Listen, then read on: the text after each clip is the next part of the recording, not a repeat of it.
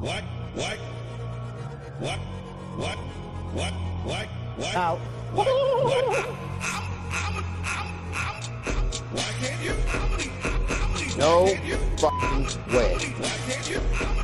This was the first time that in my recollection I thought about it recently. Because you are making the president look bad. Why can't you? Do not have unlimited money in the United States. I did this. Why can't you? Defending Cankles, McTaco Tits, and owning the libs. That's Thur. Shout out to Jen and Pumps. What's up, y'all? The headliners are back. We're I'm back. Mikey.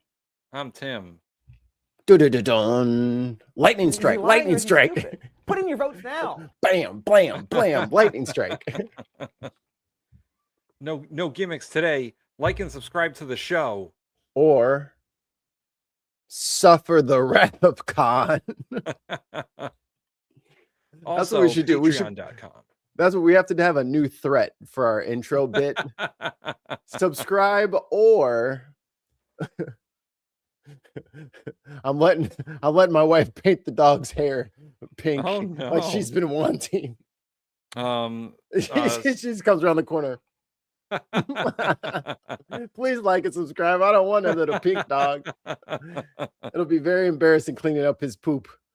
Like and subscribe, or we'll have DNI chief Jay Clayton name you as a national security threat. Which we may or may not be already. Yeah. The points Yes. made up and the rules don't matter. Like and survive. Subscribe and survive. Oh, dude, we should get shirts like that. Oh, that'd be Subscribe and survive. And is the most important part cool. Right. because you got to do both. And send all of your hate mail to the bin podcast at gmail. Care of Tim. Care of Tim. For Tim's eyes only. I think that's actually the only way that we'll see your complaints is if you put for Tim's eyes only, Mikey, stay out. Then put it in there. Or if the subject line is I hate Mikey Famine so much because, which will trigger the phantom mail, and then that'll just go into a junk mail. Mhm. The filter will get those.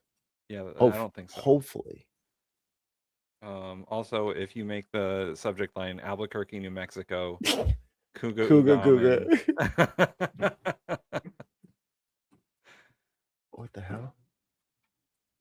Oh, She's Tez like- is in the Twitch chat. Hi, Tez. In the Twitch chat. Ooh. Oh, yes. Twitchers. What up, Twitchies? They show up every once in a while. Hey, go over to Twitch and do whatever the Bezos YouTube bucks. equivalent is of liking and subscribing over there. And if you got Prime, you get a free Prime subscription every month. And if you're not doing nothing with it, thank you. Yeah. If you haven't already committed your Bezos bucks elsewhere, we would like them. For our coffers. For world domination. Oh, yeah. I forgot to send you the new playlist. There's a new one. Well, it's a good thing I didn't add anything to a playlist yet. So, I might have added stuff to the old playlist too. okay. Well, I've got a couple of videos that aren't on any playlist because I didn't do any of that today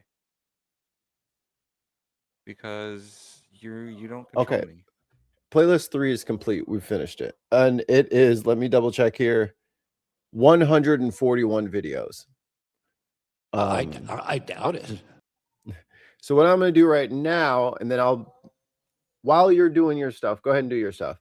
Okay. I'm going to take the 3 links from Headliners 1, 2, and 3 playlists and make those public while you're doing that. And I'll put them in a post, and I will post it right now. Okay. So you guys can see it. Well, let's say hi to the peoples first here. Let's see. We got Ollie. Hey, showing up before Mr. lunch. Ali Man, Ali me banana. Does anybody know what the he just said? I'm not gonna front. When Ollie gets a little too high, sometimes it is hard to understand him. Lost Missionary in the chat. He's looking down the end of his little nose. His little nose. Diz in the chat. I've never had my flabbers so gasted. Billy. Fettuccine, linguine, martini, bikini. Adams. Get the hell off. Gina. Oh wait. Stupido. I was like, she sent me one. The previously mentioned Cortez. Oh wait, where is it? Boring, Huey. Let's see. Oh, and Air Day every day. Hey. We do not have unlimited money in the United States. There you go. All right. Hi. Mikey, I've got some local news for you. This just in local news coming in from Tim from the Bin Podcast Network. Tim, you're our man on the street. What do you got there? So, yeah, Mikey, I have I know how much you love local town council stuff. So, I have a mayor in Connecticut losing his goddamn mind. Oh no. No, the lot of. Oh, wait. All right, everybody, calm Quiet down. in the chambers, please. Quiet in the chambers. The floor is yours, Mr. Mayor. So yes, this is a town in Connecticut, and I was shown this recently, and it is hilarious. That the America 250 subcommittee, plus the Daughters of the American Revolution, signing of the declaration that the public did, which we're inviting everyone, which is great. Oh, by the way, Republican mayor. And this is the very beginning of the meeting. This is setting the tone for the rest of the meeting. And that leads to something that I'd like to address the public here tonight. Is our forefathers for our country believed in freedom, believed in equality, but also believed in civility. And I'm going to address that tonight. First is kind of a lesson in really what does the town council do? So I've had a lot of people ask me, really, what does the town council do? Mikey, what do you think a town council does? The business of the people of the town. They make sure the bills get paid, lawn gets cut, old people get help up to the thing for bingo, and have a parade. So in most cases, the town council is the legislative arm of any municipality. That's what I said. Sometimes you don't have a mayor, and the town council first selectman or whatever is also the mayor.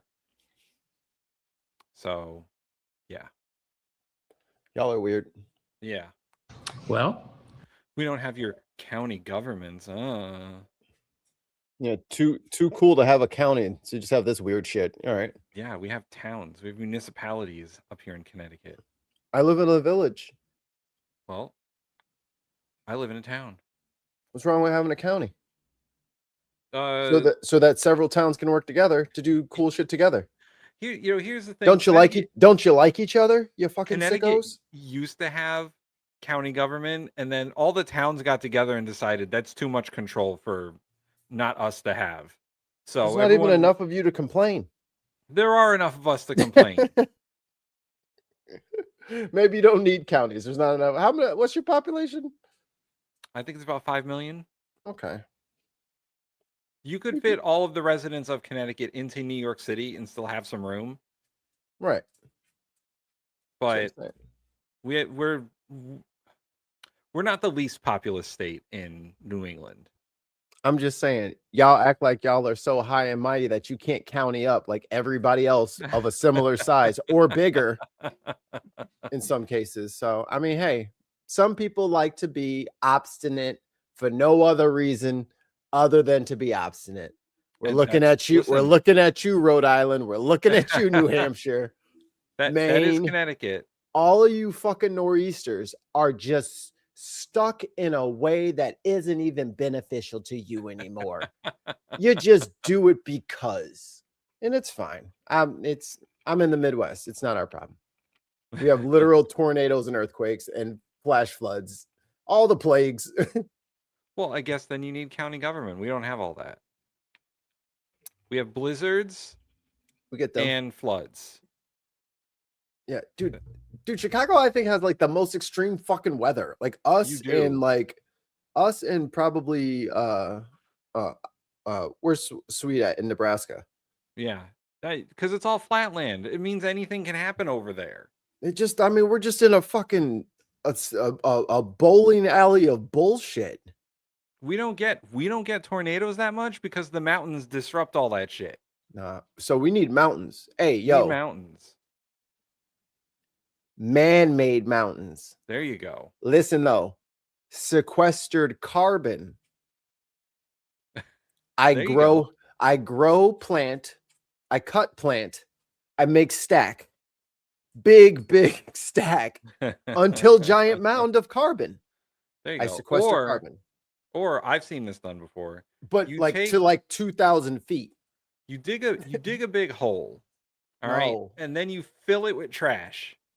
Just keep filling it until it becomes its own mountain. We'll call it a landfill. No more landfills. People need to recycle more. I found out that my apartment complex has like one recycling bin and 3 garbage dumpsters. I'm like, well, I guess this will just be my recycling bin because no one else is using it. It should be 2 in 1. Yeah, bastards. We're going to be drinking that shit. Scott says in the chat, you got too much God in them mountains there. That's why there's no tornadoes. The dwarf gods. They don't tolerate storms lightly. That's fine. Anyway, so the mayors in Connecticut kind of get to do whatever they want because there's no county government. It's state government and then municipality. There's no in between. The town council, let me grab my little bit of notes here. And this is according to our charter. Hey. Fucking shuffling papers like the town Joe council over here. And this is chapter looking like a young Joe 4 and section 401. Said right, Randy? no one ever. We're going to talk about what the powers and duties are first of the town council. The town council shall have all powers and duties here and thereafter conferred upon said town council and all board powers and duties of which on effective date of this charter were conferred by law upon boards of selectmen except as otherwise specifically provided in this charter. The town council shall have the power to enact, amend, and repeal ordinances which may be introduced by any of its members or by the mayor, provided the same are consistent with the provisions of this charter, the Connecticut general statutes, the state and federal constitutions as determined by the town attorney, and may recommend to the town meeting the creation, consolidation, or abolition of boards, commissions, departments, and administrative offices. That's what I said. The town council is authorized in adopting ordinances, incorporate any national. I don't know why he's reading this. I don't know what happened at the previous Oh. meeting where they all forgot what town council did. You ain't never had this lecture? No. With a teacher will be like, oh, okay. Hold on there.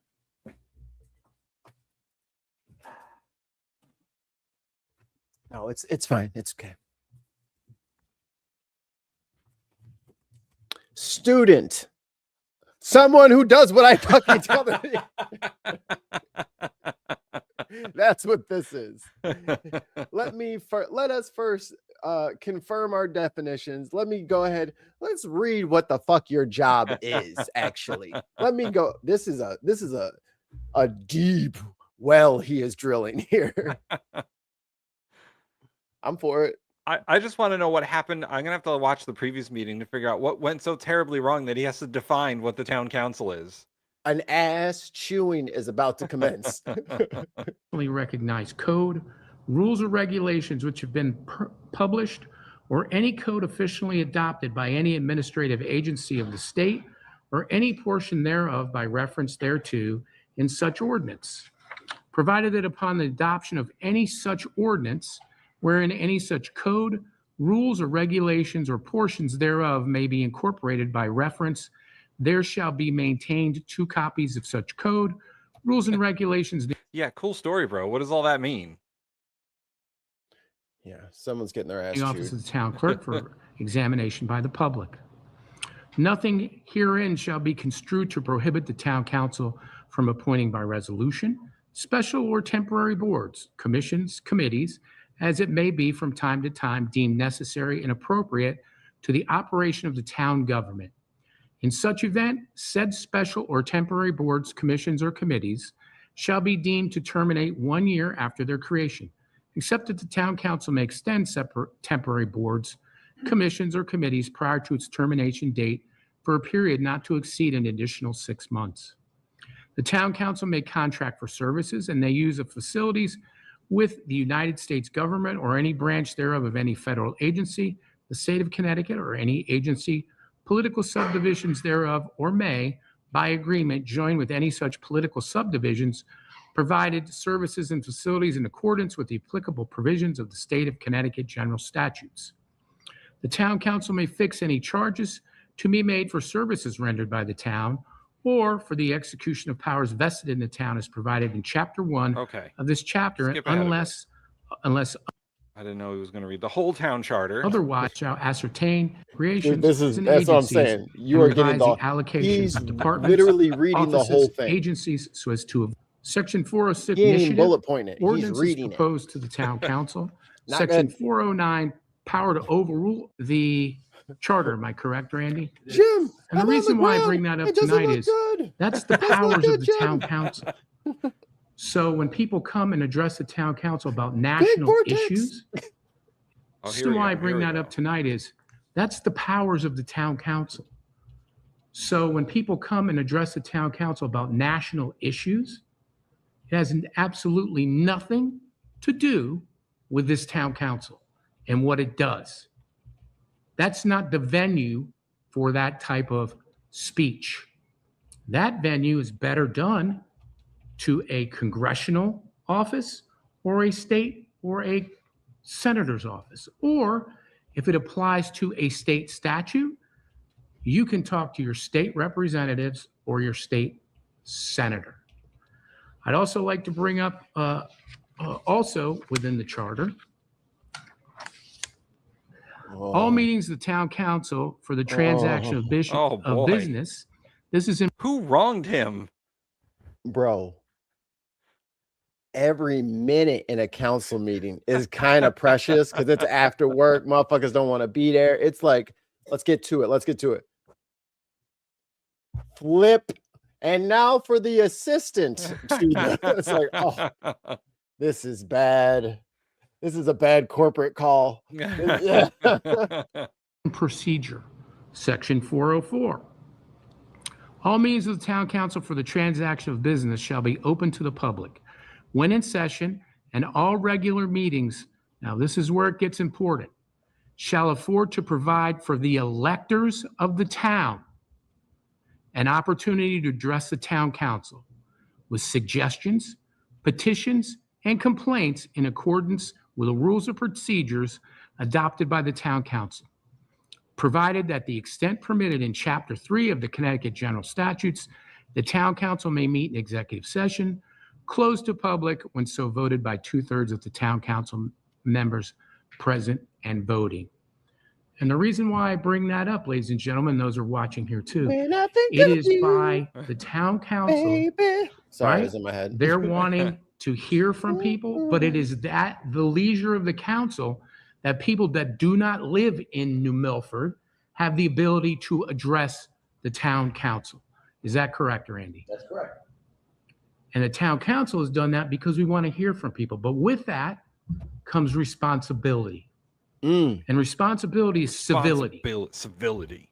And as I am mayor and chairman, right, and preside over the town council, civility will hold. People may not know what civility is, so let me tell you. Oh, let me back it up. To the Back it up. Institute, Yeah. Let me back it up. Back it up. No, he gonna back it up for you. Hold on. Back the knowledge truck up for him. They ain't ready.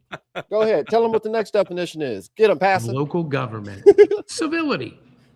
In the context of democratic debate, civility is about how people treat each other. Civility involves a display of respect for those who have positions which one disagrees.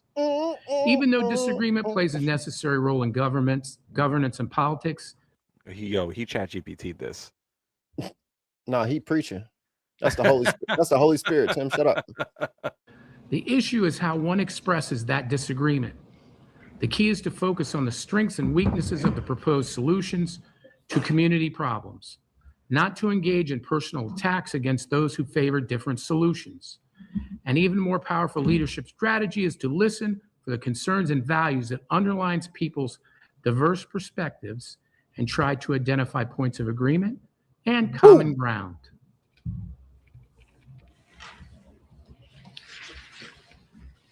So it talks about how we do that. With rights come responsibilities. Avoid debates and interruptions, as we're hearing from our public. Reduce uncertainty, assuring people they will be allowed to share their views. The importance of the council listening, which we all should do. And then the big one is be compassionate about the fear factor. Heckling and applause are not allowed here. And we are going to enforce. No applause. I have happy hands. I have restless hand syndrome. I have to. It's very awkward. Absolutely no heckling. Absolutely no applauding. Absolutely no eyes rolling. I will ask you to leave. How can you? He said, "Shut the fuck up! Don't even roll your eyes loudly. Turn down those eyeballs." How do you stop someone from eye rolling? Hey, don't you look at me rolling your eyes back there? Don't you look at me with that tone of voice? He said, "Law and order, bitch." Yo, no eye rolling. Oh no. Yo, get the yardstick out. Fuck this shit. He's right. Enough is enough. Shut those.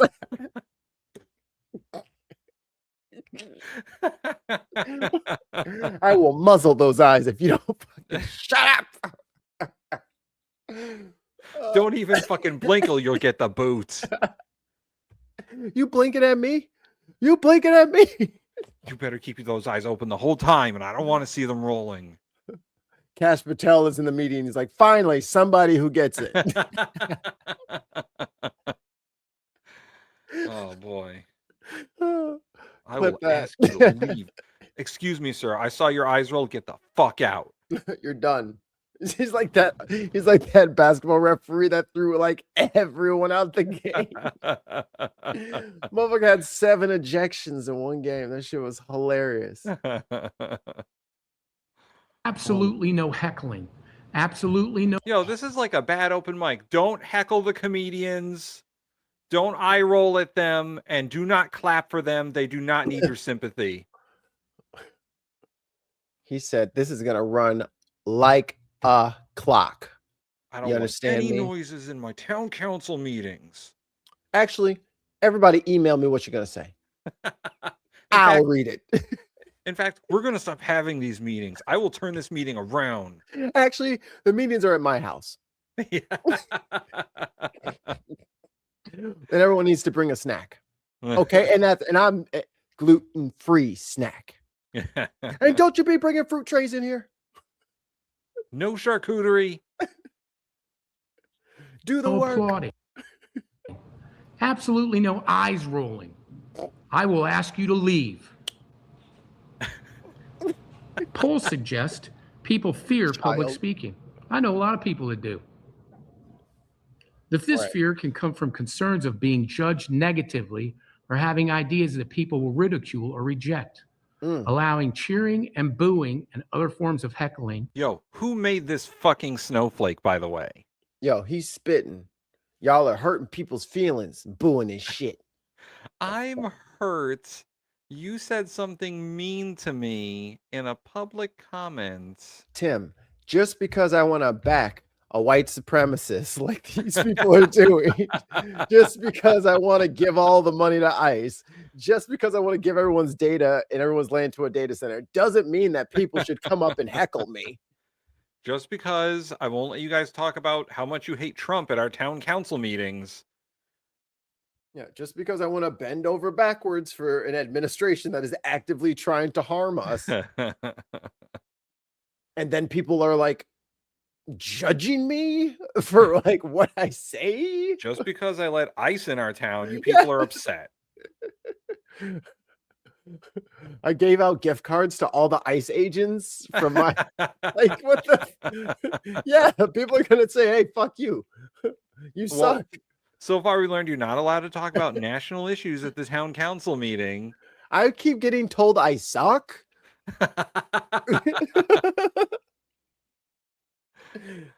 And they kept calling for someone named Boo. I don't even know who that is. And I told them to stop clapping. Every time someone would cheer, then someone would clap. I don't get it. They should be clapping for me. Discourages people from sharing their views. Even silence or no applause can be perceived as a rejection. It also runs the risk that those who do speak will focus more on getting applause. What do we do? What do we do? Motherfucker, and you better do it right. We're not allowed to clap, but we're not allowed to not clap? You heard what he said. Now get it done. If I clap, I hurt him. If I don't clap, I hurt him. What do I do? Get it done. Oh my God. You do it is what you do. He's like, I don't want noise, but I don't want silence. Can someone turn on a white noise generator? It better not be fucking silence. I tell you what, and you better not fucking clap. You better fucking just snap the whole meeting. I want snaps. Fucking patch it. You better pat your lap. You better lap pat. You know we don't do clapping in here. It's fucking aggressive. So if you are seen, you will be asked to leave. Anyone seen in the meeting will be put out of the meeting. But let's go through the definitions of why we need to have the meetings again. Bro literally spent 15 minutes talking about what everyone's job is and said, and none of it should be done. None of this should happen. Oh, Chrissy, damn. They was doing that not at the meeting. They had a whole bunch of thick constituents just clapping in the audience. No one could even hear the speaker. It was so thunderous. Well, and apparently they're all from out of town because he doesn't like that either. From Atlanta. They're bussing them in. They're busting them in to disrupt the meeting, clap it all out. It's crazy. And moving the conversation towards addressing difficult issues. Eye rolling and grimacing can be nonverbal forms of heckling and also have no place in communities that value mutual respect. So I'm putting everyone on notice, those that are watching here tonight, those that may be seeing it on TV, those that are here, or those that may hear it secondhand. We will not tolerate it. We will not be disrespectful to one another. We should have practiced We will that. be in a professional manner speaking to the town council of things that are pertinent to the council, to the community. If you have a national issue, talk to our senators, talk to our congresspeople. Nah, bro, I want to talk to you about how much I fucking hate Trump. So he said, I don't have to deal with that. Oh, well, also, I heard we're not allowed to grimace either. What the fuck? What am I supposed to do at these meetings? Grimace, Hamburglar, the bird girl, none of it. Mayor McCheese. None of it. God damn. You better go in there with a Guy Fox mask.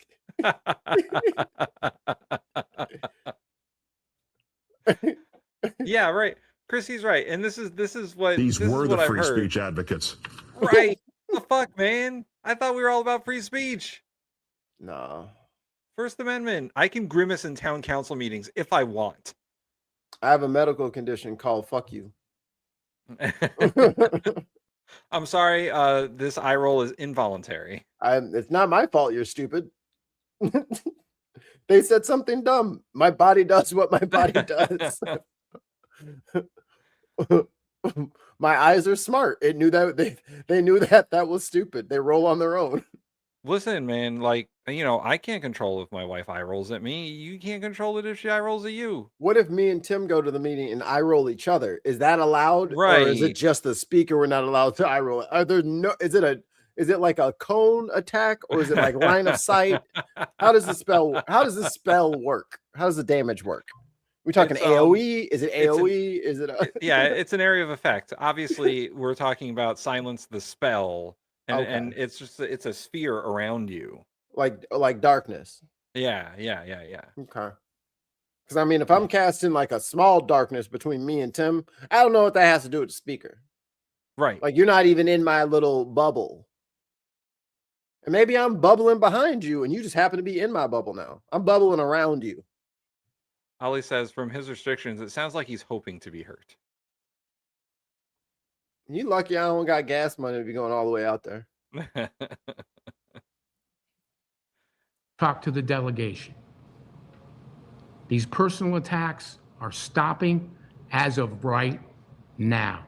Right now? I could have just got one in. Damn. So I thank everyone for listening to that. And now get out. And again, we want our residents to come here. Someone and says, yeah. express their Shit. opinions as it pertains to what we I can think it do gets here better. I on think he the does town have council. people clap. If you have a zoning issue, please go to zoning. No. If you have something for the Board of Finance, if you have something for Zoning Board of Appeals, if you have something there, please go to those boards and address your concerns there as well. No. So, with that being said, I'm a bad customer. I'd like to move on. I'd like to invite Ms. Norcross up first, talking what she about has to America say. 250 and our wonderful Declaration of Independence. And Mayor Furman, thank you. That's funny. So I don't want to scroll through this whole thing to figure out where it is, but there is clapping and it's instigated by the mayor. He wants people to clap for America in some of these 250 speeches, and there's clapping, and he's like, yay, clapping. But then 5 minutes ago, he said, no fucking clapping. Timmy never said that. He did. No, he didn't. Tim, he didn't say it. We have it on record. It's on the show. This show is a public record. Chat, did he say it? He didn't say it, Tim. He didn't say it. Scott says the lady in the turquoise shirt over here is hiding her hands. She's got a gun. yeah, exactly. Exactly. Dark Lord Greg, $2 in the super chat. No national issues. Now on to America 250. That's funny. Oh boy. Just they tie themselves up in knots over this stuff, man, and the contradictions just happen naturally. It's like, how did they not? Can you not see down the road that? You know what I mean? Are you over driving your headlights that bad? Shit. Like this should be. I mean, slow down, and you won't just walk into so many rakes. Like Jesus. I got some different sort of civility for you, Mikey. Oh boy. The Doge Committee holds a hearing on the Smithsonian's efforts to reshape the past. Oh boy. We have to have civility in our history, Mikey. Civility in our history. Civility they want, huh? Mr. Gale from Texas, you're recognized. Thank you, Mr. Chairman, and thank you for holding this hearing and to the witnesses for taking the time to travel all the way out here. Director Hardig, thank you for being. Also, Forbes, get it together. They spelled house wrong. It says the Hoos Doge Committee. The hose. The hose Doge. Forbes, get your shit together. They're very tired. They only have 87 live streams going right now. They're taking a break. God. Oh, yeah, you know, Greg's right. Celebrating the party is patriotic. Booing the party is political. Whatever. I mean, these guys are all on limited life cycles now because everyone's getting pretty sick of bad politics. So basic good politics is about to get very, very in fashion. Yeah. Capable officials is all the bare minimum now. That's all you just do normal shit, please. Just do normal shit. Just be able to do your job. That's all we want. Without help. Right. Would you say that the goal of history, even if it's not properly carried out, would you say that the goal of history is to be objective?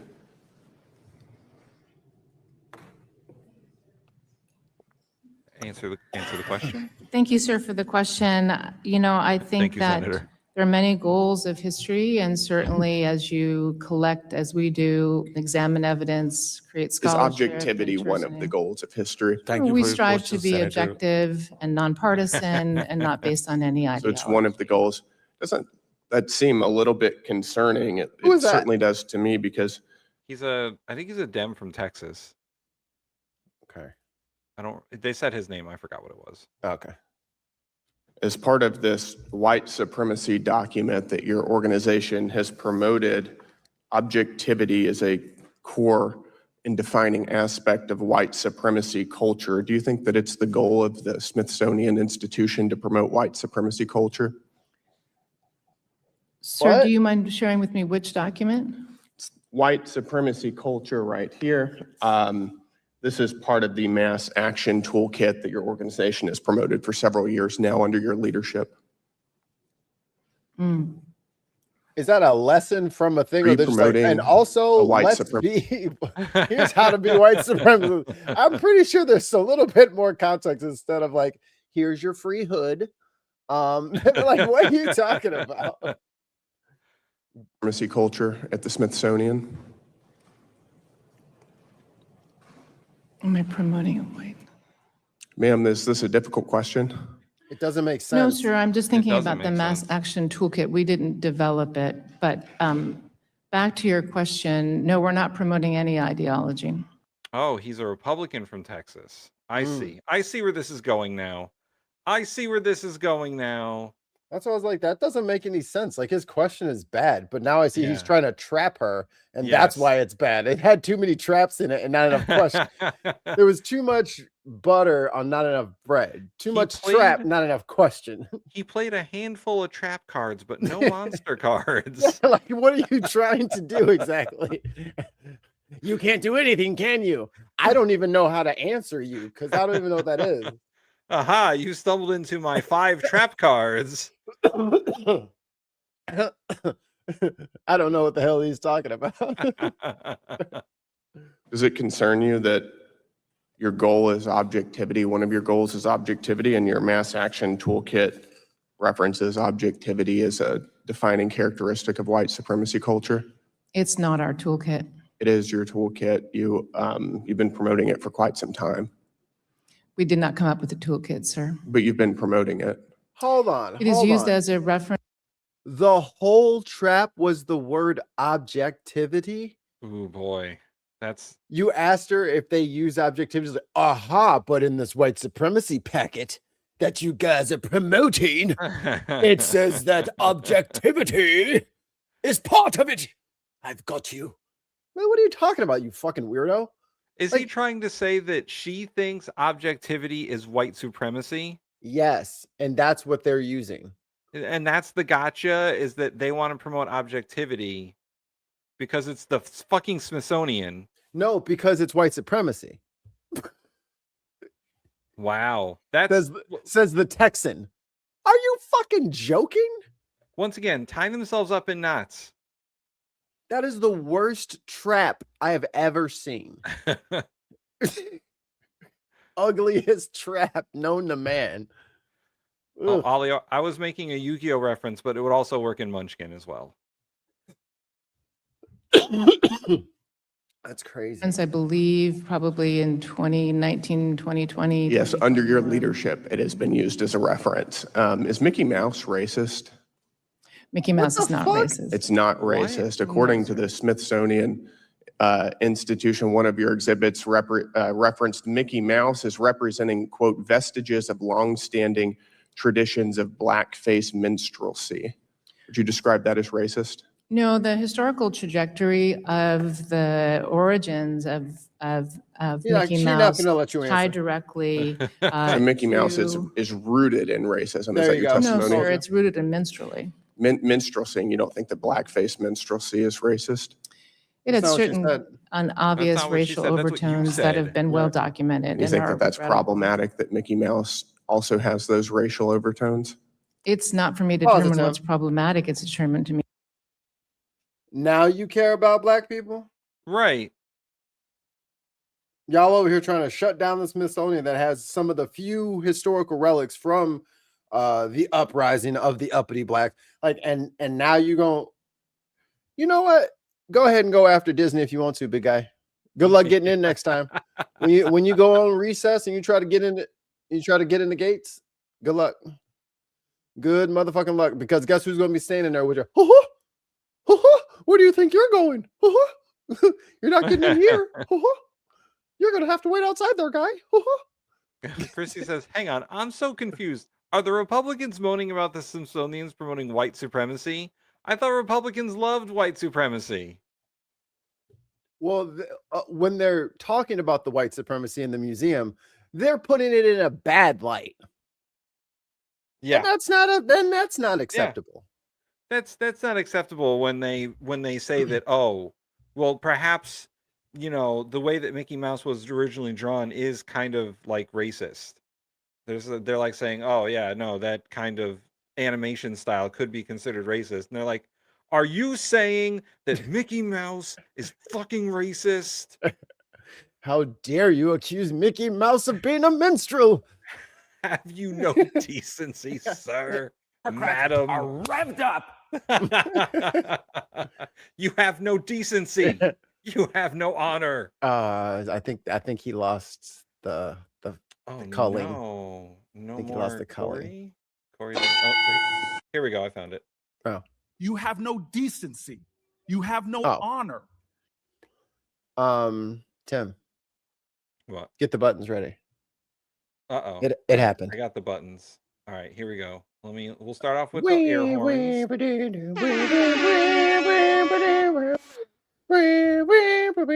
Broke my ass. Mandy's Candy. Ooh. It can only good happen. J Mart. I love Tesla. Secular Rarity. Well, fuck the hell off. Steve's 7013. Your data, dumbass. Zen Scout. Y'all just being numbnuts right now because you forget your own history. Jenny Davies. Without the bull. Nightmare Fuel. Dangly balls. Fuck your face. Oh, Mark, why'd you say that? Mark, calm down, Mark. How'd you get in this meeting? Intrepid Chimp. Coming out. Jag Opal. Oh, brother, this guy stinks. That fucking fish cracks me up so bad. Pepper Moon 612. Democrats are revved up. Congratulations, you guys are all officially Binsiders. And this hour, along with every hour this week, has been brought to you commercial free thanks to our patron, Scott. Viper Scott. Everybody say thank you, Viper, in the chat right now. Oh, how right fucking square it is. Right now, I'm going to start breaking shit. Right now. I love you all. My time. And is it still there? Boom. Reposted. There it is. Feast upon it. The post of your dreams. Ooh. That is all 500 episodes of our 500 videos of our evidence and sources. Many evidence and sources. That's the headliners 1, 2, and 3 playlist all together. And just a smidgen of nonsense. There's probably at least 50 things in there we never covered. Yeah. But me and you have talked about, and then we just never did it on the show. Ooh. So tons of stuff in there. Renewing their membership for a 4th month, Dan Gleeballs. achievement. You love that thing. He loves it. Anyway, yeah, so check out our fucking playlist. It's got all the videos on. There is a lot of stuff. Well, not a lot, but there is a bunch of stuff we didn't get to cover because we've just run out of time, man. Tim doesn't want to do 5-hour shows because he's a coward. My brain cannot stay focused for that long. I'm in it to win it, baby. I will not be broken. Eagle-eyed listeners will realize that when I start yawning, my brain has turned off. It's just pure coast. Isaac Newton behind the wheel. Unless he's acted up by another force, he's fine. Anyway, back to this fucking guy. What's accurate? Is that right? Yes, is it important to be polite? Excuse me, sir? Is it important to be polite? It's fucking not. It's just not. You know Why are what's you important? asking her that? You know what's important? Being correct. Word. Yes, sir. It's also interesting because the same mass action toolkit that your organization has been promoting references politeness as a defining characteristic of white supremacy culture. Oh my God. Are you a Oh white my supremacist? God. He is complaining. Oh about my God. politeness as white. Have you fucking seen a white supremacist? Those dudes are not polite. Right. They are disrespectful motherfuckers. So he's found a packet and he's gone through the white supremacy part. Why'd you go to that section? I wonder. And then he's picked out sentences from it and asking her if she does any of the things from those sentences. Dude, she runs the Smithsonian. Oh my Cut her a God. fucking break, man. She doesn't make every single policy that's ever happened in the Smithsonian. On page 14 of the coloring book that you guys put out, I was working on it before this. It's very hard and Come on, yeah, come on, guy. Back of me hand. Do you consider politeness to be good? Then why are you calling it white supremacist? Do you think white kittens deserve to die? Like, shut up, bitch. Being nice is racist. Ma'am, do you think being nice is racist? Yes or no? Why do you hate white people?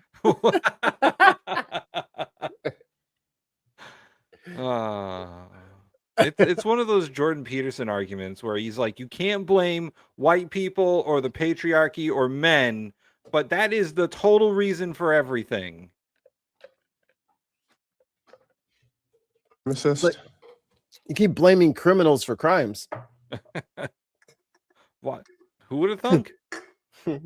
Criminals are out there causing all the crimes. Criminals criming it up out there. No, sir. You're not. Can you help me? No, sir. You're not. No, sir. Ma'am, are you a white supremacist? No, sir. You're not. Wow. Can you help me square why your organization says that being polite is part of being a white supremacist? Read the whole thing, dumbass. I'm pretty sure specifically in that document, it said that saying bless your heart is white supremacist. I mean, it's just fuck you, but I mean, whatever. That's all it means. Exactly familiar with that passage of the Mass Action Toolkit, which is not I can show you the one that we passage. It's developed. right here.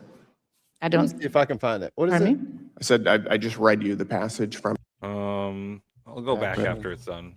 And then your question was, sir? We're gonna move on. What is Latina power?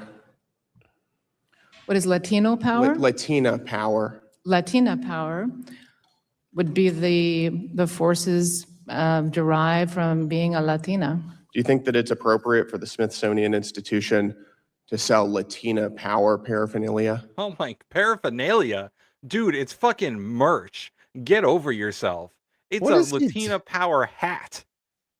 Look at this, Mikey. Look at this. This is what he's talking about. It's pink. It's pink and it says Latina power on it. You think that's appropriate for the Smithsonian to sell? Why not? Right. Especially Why not? Especially in like September, which is Hispanic Heritage Month. You know what he's upset about? He's upset that they don't have pink hats and shirts that don't say white power on them. Why can't we have one? If you got a hat that says Latina power, why can't we have a hat that says white power? It's what he thinks. Because white is made up, stupid. That's like, I really wish there was a way for me to just like sit all white people down on a couch and be like, do you know why you're white? Like, did you even think about it? And it's not just like the color of your skin, like the historical, political, and like the ramifications of decisions made before, why you're a white person and why you're not an Italian, why you're not an Irishman. Right? Because, like all y'all's wasn't white originally. Right. You were not considered not white because you weren't Anglo-Saxon and Protestant. And most of those people, even if after they immigrated, they were German or German Dutch or Prussian or something like they maintained the heritage from their European country. White people was all of the underlings, all the Irish, all the Catholics, all the Italians, all of them. They needed somewhere to put them, lower whites, lesser whites. They needed to put them somewhere above black. So we'll just say all blacks can stay down there. No mention of our national heritage because no one tracked that shit. And then we'll just forgive all of the lesser whites and they can come up here with us. Like, and that was 1870-ish. And, so that there was no white people like in the ways that everyone's talking about. Like there was Negroes and free people. They didn't care. And then there was like a German or an Italian or whatever. They didn't care about, there was no white like that. The social construct wasn't constructed. I want to continue this discussion in a minute. So I will acknowledge the 10 memberships and we will do it in a minute. But I want to say it's made up, guys. The points are made up. All right. It doesn't matter. There is no difference between the skin colors of people and their genetics and how well they do at things. It's just not, it doesn't exist. Race is a social construct. Correct. That's what they teach in sociology, is that race is a social construct. We made it up. We made it up so we could stratify people in the classes. Correct. And this idiot, this fucking moron right here is like, oh, why is there a Latina power purse and not a white power purse? Because white is made up and Latina is real. Right. They're talking about an ethnic background and you're talking about the color of someone's skin. Those are two different things. Tim, all of the people from Whitelandia are very offended by you saying that. Like that's what everyone's missing. There is no white country that everyone's from. White is a collective social construct term for pale skin Europeans or people passing as them, and to the naked eye. The logical conclusion of what this guy thinks is eugenics. Mm-hmm. That's what he wants. Yep, he wants racial purity. Yeah, and he wants what he really wants is the forced politeness of racism, because there is a forced politeness there. And what he really wants is for the Smithsonian to put out exhibits that specifically say that white people are great and slavery never happened. That's what he wants. No, it happened, but it wasn't that bad. Right. They learned it was only skills. It was like 2 months. It wasn't even that long. Like no one even knows how long it was. It was only a little bit. Like that's the logical conclusion of what this guy wants. He's whitewashing. Yeah. That's why they got whitewashing, you know? It just works out like that, you know. Sometimes you just get like it. Yeah, he doesn't want anything to be Latino washed, I guess. I don't know. No more brown washing. No more brown washing. All right, hold on. Let's do the thing. All right. I got him. All right. Oh God, I'm dying. Kevin Hawthorne. Open the fucking straight, you crazy bastards. Kevin, do it. Michael Brown. Baby. John Fapiano. He's a real stiff. Oh, a friendly xenomorph. That's he's good. looking down the end of his little nose. That Opal guy. Watch it. I did not. Yeah, I will see it on the news. Philip Axford. Blah, blah, gay sex, blah, blah, Congress. Calvin Barrett. Paul Musqueam. Wow. Thank you for your question, Senator. Lost Missionary. Oh, wait, never mind. Bet 837. This is sick shit. Jen Kufal. I did this. Why can't you? Congratulations, you're all now Binsiders. Everybody, thank Viper Scott in the chat right now. I demand it for yet another hour of commercial-free broadcast. On top of all the other hours that we have to do a commercial-free broadcast. This is commercial-free in this piece. This is the People's Radio. Moses Satori says in the chat, I just want to know why Tim doesn't have that hat. Yeah, where's your Latina power hat? We should both be wearing it next week. That shit would be so funny. That would be fun. Oh, boy. Institution to sell Latina power paraphernalia. They're taking over. Hats, mugs, other things that say Latina power. Dude, I want a Latina power mug. That sounds awesome. That sounds dope. I believe that the merchandise our store sells. I'm asking you if it's appropriate. Tries to reflect the richness of the communities. So your testimony is that it is appropriate? Those are your words, sir. I'm asking you, is it appropriate to sell Latina power paraphernalia? It's a yes or no question. Yes, I bitch. don't It's have for control sale. over what is sold I'm in our asking you if it's stores. appropriate. I didn't ask you if you have control over it. Is I it understood you, appropriate? sir. Yeah. Yes or no? Again, we strive to represent all Americans and including Is it in our appropriate? Yes or merchandise. no? We strive to represent all Americans in our museums, including in our merchandise. Is that right? My Yes, time's sir. up. Thank you, sir. Thank God. What an annoying little prick. What a piece of shit. Like, Just honestly. a little prick. God, you're annoying. What a motherfucker. little fucking Joffrey motherfucker. Like, Yeah, seriously. Fucking just irritate the shit out of me so quickly. Okay, God. I got one more, and then we'll turn it over to the playlist. Okay. This is the same congressional hearing of the Hose Doge Committee. Fucking look at Forbes. They didn't even change it on this one. Come on, guys, get it together. Who's fact checking them? Hosen and Dogen. Who's spell checking them? Spell check? I know, it's all fucking Chat GPT now.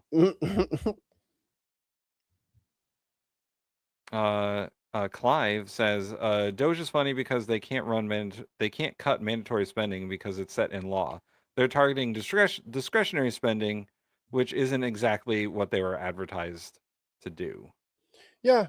And they also spent more money than they saved because most of the fucking shit that they claimed to save was expiring contracts that had already been paid out. And they're just like, oh, well, there, I just saved $50 million. It's like, right. They've already been paid. Yeah, I remember last year. Yeah, but I just claimed it. It's they like, were what the double fuck is this? counting things and things that didn't exist. And when someone actually looked at their website, they're like, actually, it's only like $5 billion you guys have saved us. Right. But Elon needed a fucking a 40-inch flat screen in his office right now because I'm so stressed out for my brain. I need to play video games right now. Whiny bitch. I love, dude, Landon calling him Space Karen is the funniest shit ever. Yeah, because that it's is so pretty hilarious. He is the #1 Space Karen out here in the streets. Shout out to Landon. The best burn from the biggest brain. Chrissy posted Musk news. Elon Musk expresses regret about Doge and wading into Trump's orbit. Oh, yeah. That's probably because his earnings report for Tesla was lower than expected, and they had to redefine what their sales goals were for the year because people aren't buying Teslas at all. Yeah. I think Dave was in the chat. Yo. Because I think his sales were down like over 50% in Europe, and I think they're down 40 here. China has no need for a Tesla. Like a Tesla in China is like a fucking a cardboard box with like one of those soapbox cars, like the Red Bull people go down with the costumes. Yeah. That's what a fucking Tesla looks like over in China. They have the real EVs over there. And whenever I see a Cybertruck, I have the urge to throw up on it. So did we watch that thing where the guy polished it to a mirror finish? Yes, yeah, we did. Most treacherous fucking vehicle in the name of anything. Oh, it's like, is that a car coming at me? Oh God, it's me. Mr. Frost from Florida, you recognize, sir. Thank you, Mr. Chair. I got to say, listening to this hearing, I think many of my colleagues would benefit from actually stepping foot in the Smithsonian institutions, maybe not just reading talking points from the White House or reading what they're supposed to say. I've been in these museums. I mean, talking about the National Museum of African American History and Culture specifically, it tells the whole story. The ugly and how. Fun fact, if you slam a Tesla door, it will destroy it. It's the only weakness that we have in our model. The Teslas are made of explodium. What a whiny Klansman. Exactly. America and Americans came together to get rid of slavery, to fight Jim Crow. But it tells the whole story. So maybe this committee should do like a field trip and actually go through these institutions. Oh my God. Field trip. Oh man, we're going to do a field trip to the Smithsonian? Oh, dude, that sounds... They should... you know what, Tim? In our administration, that'll be the first thing we do. In the first 100 days, we're going to ensure that all of the public officials actually get their asses out to some of these museums and learn a fucking thing or two, because clearly winning an election doesn't mean you actually fucking know anything about this country. The Smithsonian, MoMA, the Yale Art Gallery, that's another good one. Yeah. There's a lot there. We're gonna have to culture up these swine. I'm sure they have a museum or two in Chicago. I don't know. I've never been there. Well, don't bother, because you're not allowed. I talked to the alderman, and all your little fucking pizza jokes. Fuck you, guy. How about that, fucko? Oh, did he say no clapping or eye rolling too? Mayor Johnson don't play that bullshit. You clapping here, we clapping back. You know what I'm saying? We won't do that. The full story be told, because I would contend that many of my colleagues on the other side of the aisle have never stepped foot in many of these institutions, at least not in a long time. He's saying you ain't never been to a museum. Said you can't even read the placards. He said you illiterate. He said you can't even read good in public. You get nervous. He said you can't even read the papers you're looking at. That's why you got it highlighted. Director Hartig, thank you for being here. They handed it to you with the highlighted section already done. As a historian.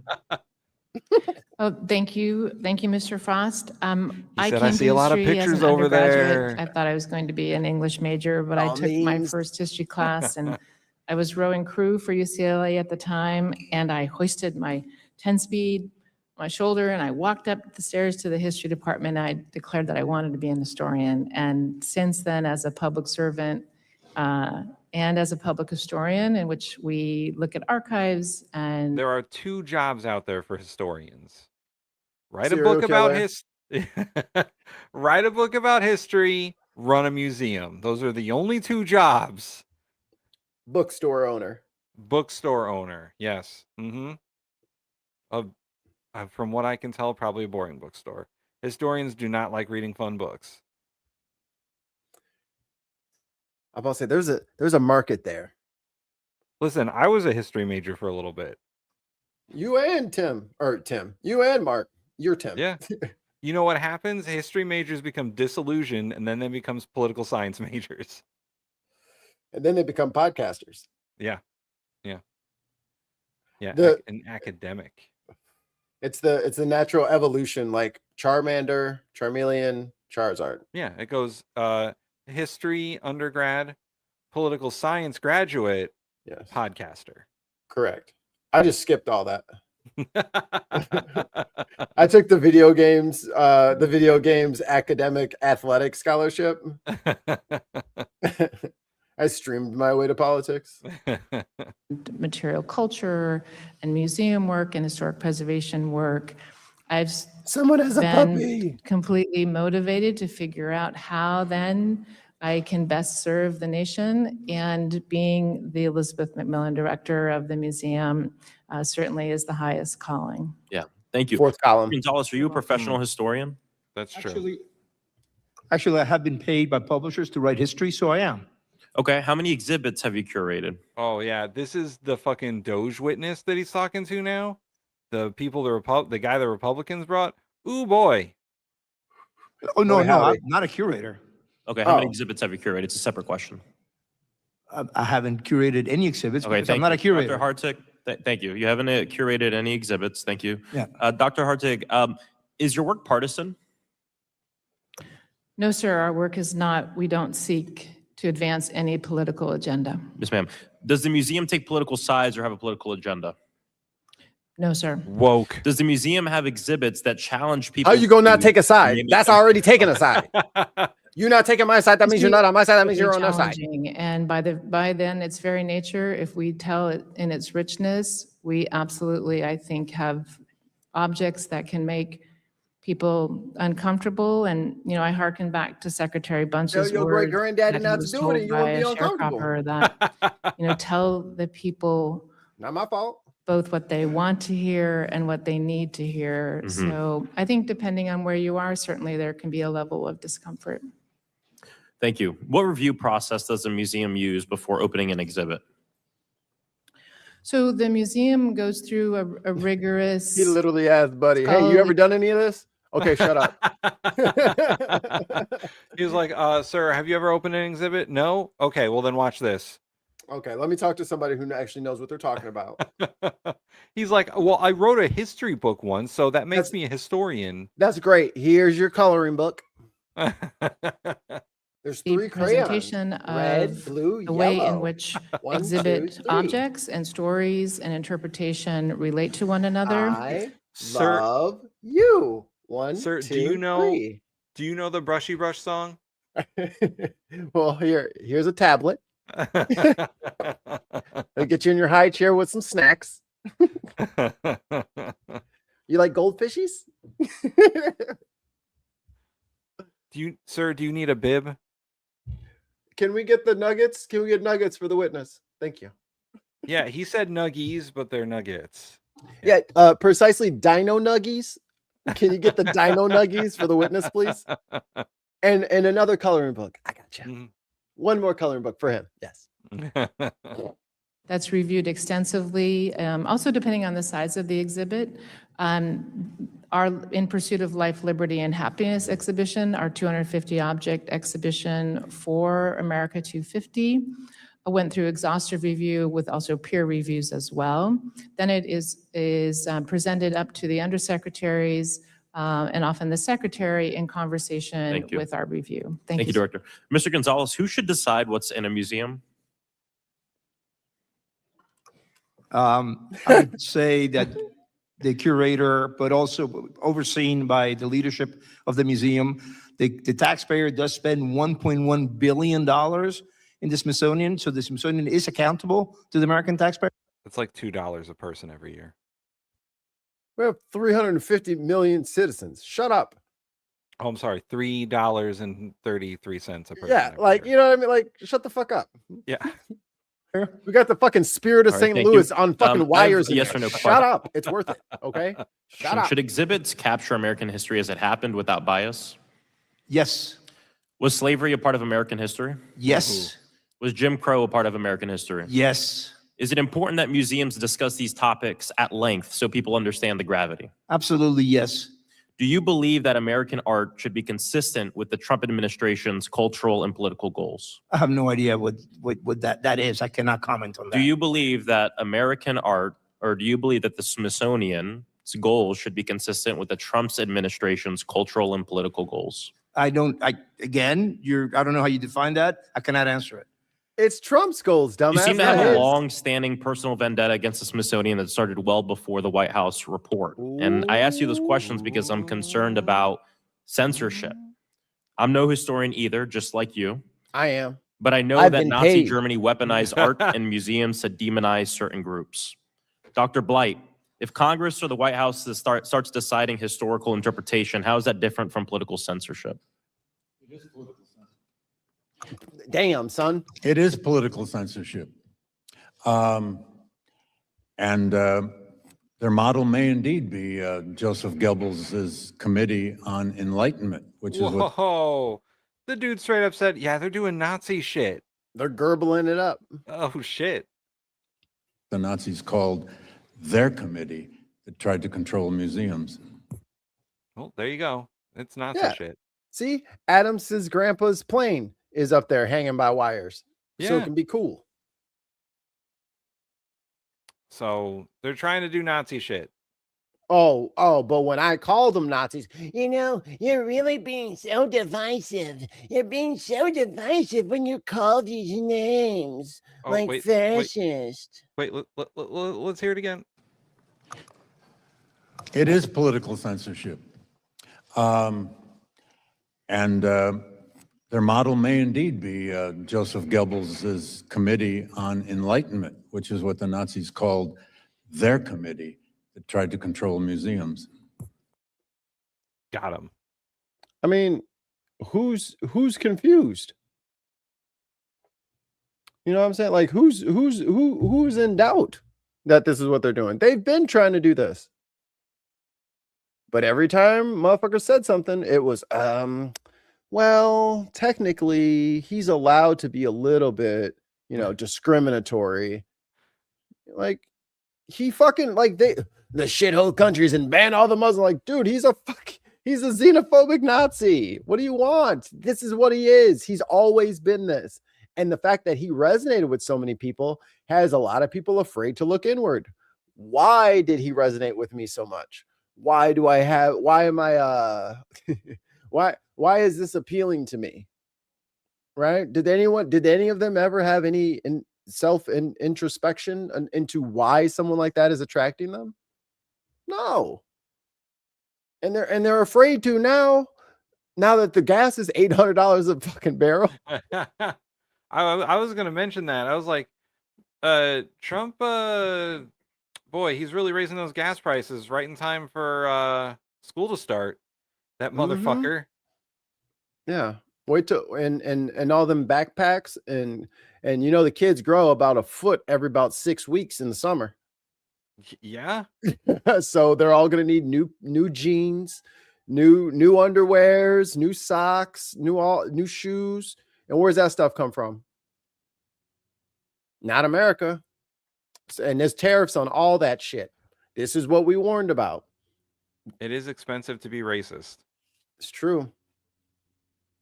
Being an isolationist is pricey. And we can't afford that shit.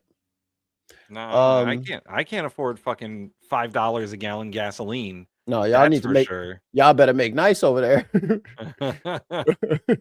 we can't do this. Let's see. I need to add you. How did I add you before? Okay, here we go. You gotta unlisted. Oh wait. And then it'll be like, oh hey, where's the collaborator thing? Share. Invite collaborators. Oh my god, Bobert goes after this lady too. All right, I put it in the private chat. Yo, oh, you want to play it? Huh? Yeah, I'll play it because Bobert is fucking out of her goddamn mind. She is a warrior without a war. I know. And it's really bad because her district, she had to, because you guys, I don't know if you guys remember, she had to switch districts because she had to move to switch districts because she was going to lose in that seat. So she went to the southeast corner of Colorado, which is the place that needed that water reclamation thing built. Yes. And it was on Fed money. Trump closed it up. And then and he held it up too, I think, because what's her face was still in prison. Yeah. Peters. So maybe they'll get their water now that the governor has released her or he commuted her sentence. But yeah, she fucking ended up, not only did she piss him off by doing the thing, but she put herself in a very vulnerable spot to get individually punished by the admin for going against him. Oh, And, there it goes. There's the first yawn. Oh, that might have been actually a tired yawn. I haven't had coffee today. My brain is still focused. I will, you know what? I will tell you when I lose focus. Ms. Bobert from Colorado. I lost focus. Thank you, Mr. Chairman. Director Hartig, you've said that history is a prime tool of social justice, and that the museum works to reframe the traditional celebratory narrative of U.S. history. Isn't that just a polished way of saying that you intend to use a taxpayer-funded national museum to push a racial narrative that divides Americans by their skin color and by... I'm sorry, what? Again, another white person that doesn't know what white means. Right. Come on. Yet another one that doesn't understand. Guilt? Americans by their skin color and by guilt? Good morning, ma'am, and thank you for the questions.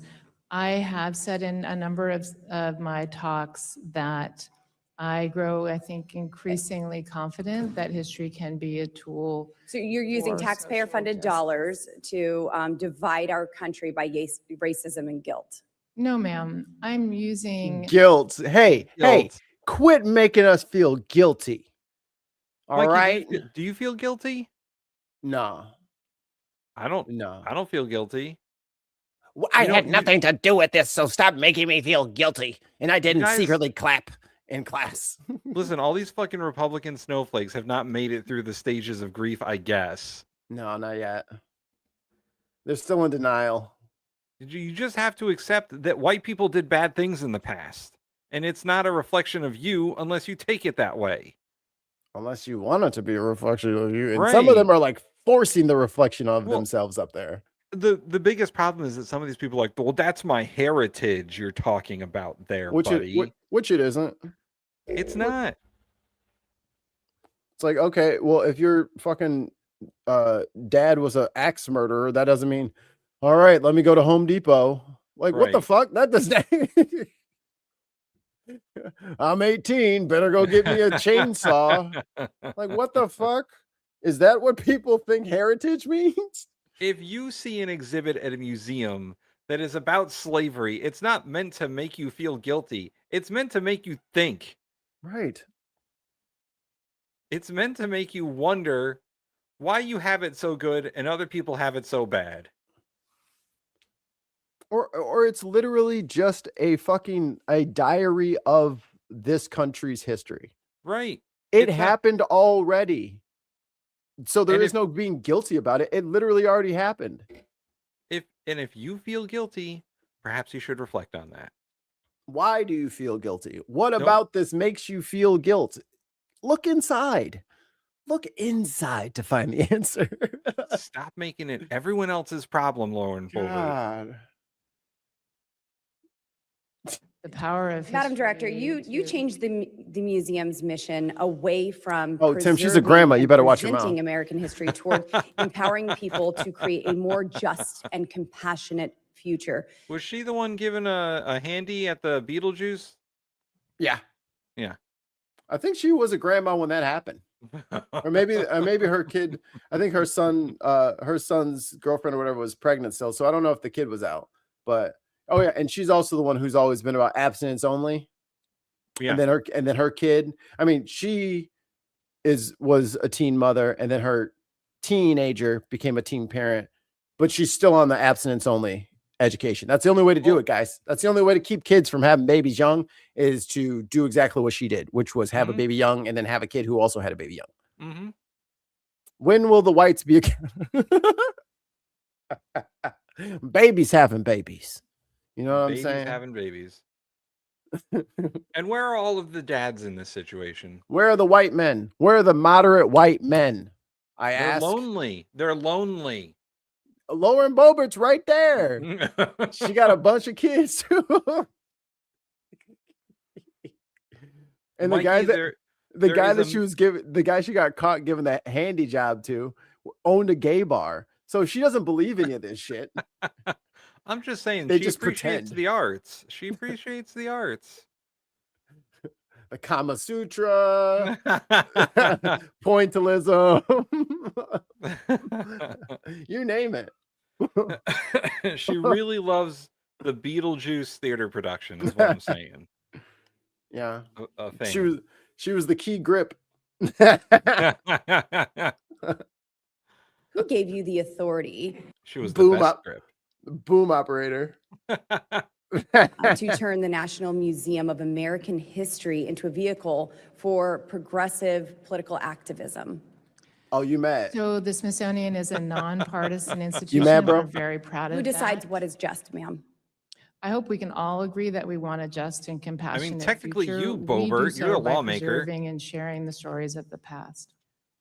And are you rewriting that history or no? So you are the one who is over all of this. You are the director. I am. And it seems that you have the authority Indeed. to decide what is just and what is Look at me. compassionate. I am the what captain about now. the tens of millions of aborted babies, the babies that have been killed in I'm America? sorry, where did we go off the rails here? She wants a memorial for all the aborted babies. To decide what is just and what is compassionate. What about the tens of millions of aborted babies, the babies that have been killed in America? That is a crazy segue. That is a crazy segue. Answer the question, historian. What about them? What about all the babies that have been aborted in all time? Answer the question. Yes or no?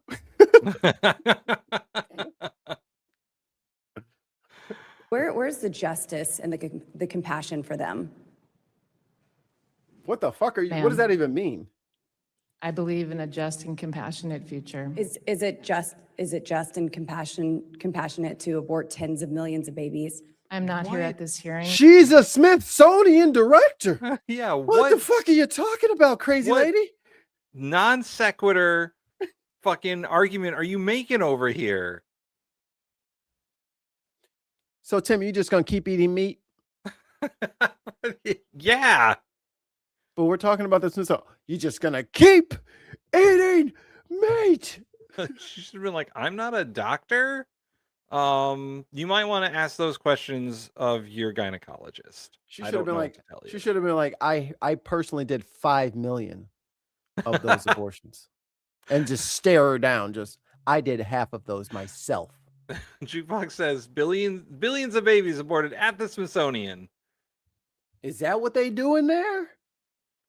Damn, I didn't thought know. it was a museum. I thought it was like dinosaur bones, planes, old baseball mitts from like Babe Ruth, Jackie Robinson's hat, that kind of, like the attic for the America. Yeah, Jackie Robinson's hat got put in the attic of the Smithsonian, I'm pretty sure.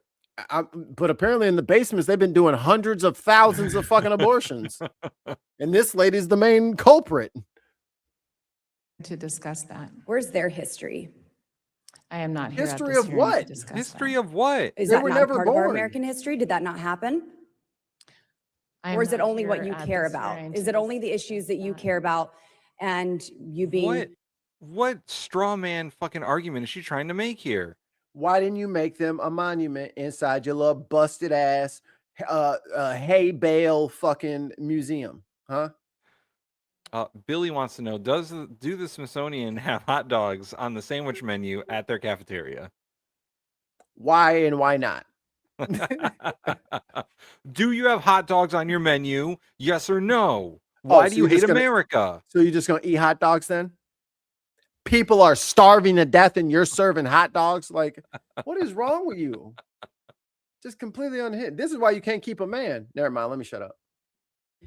Cushioned by white privilege and being propped up by your whiteness, as you claim, I'm paraphrasing.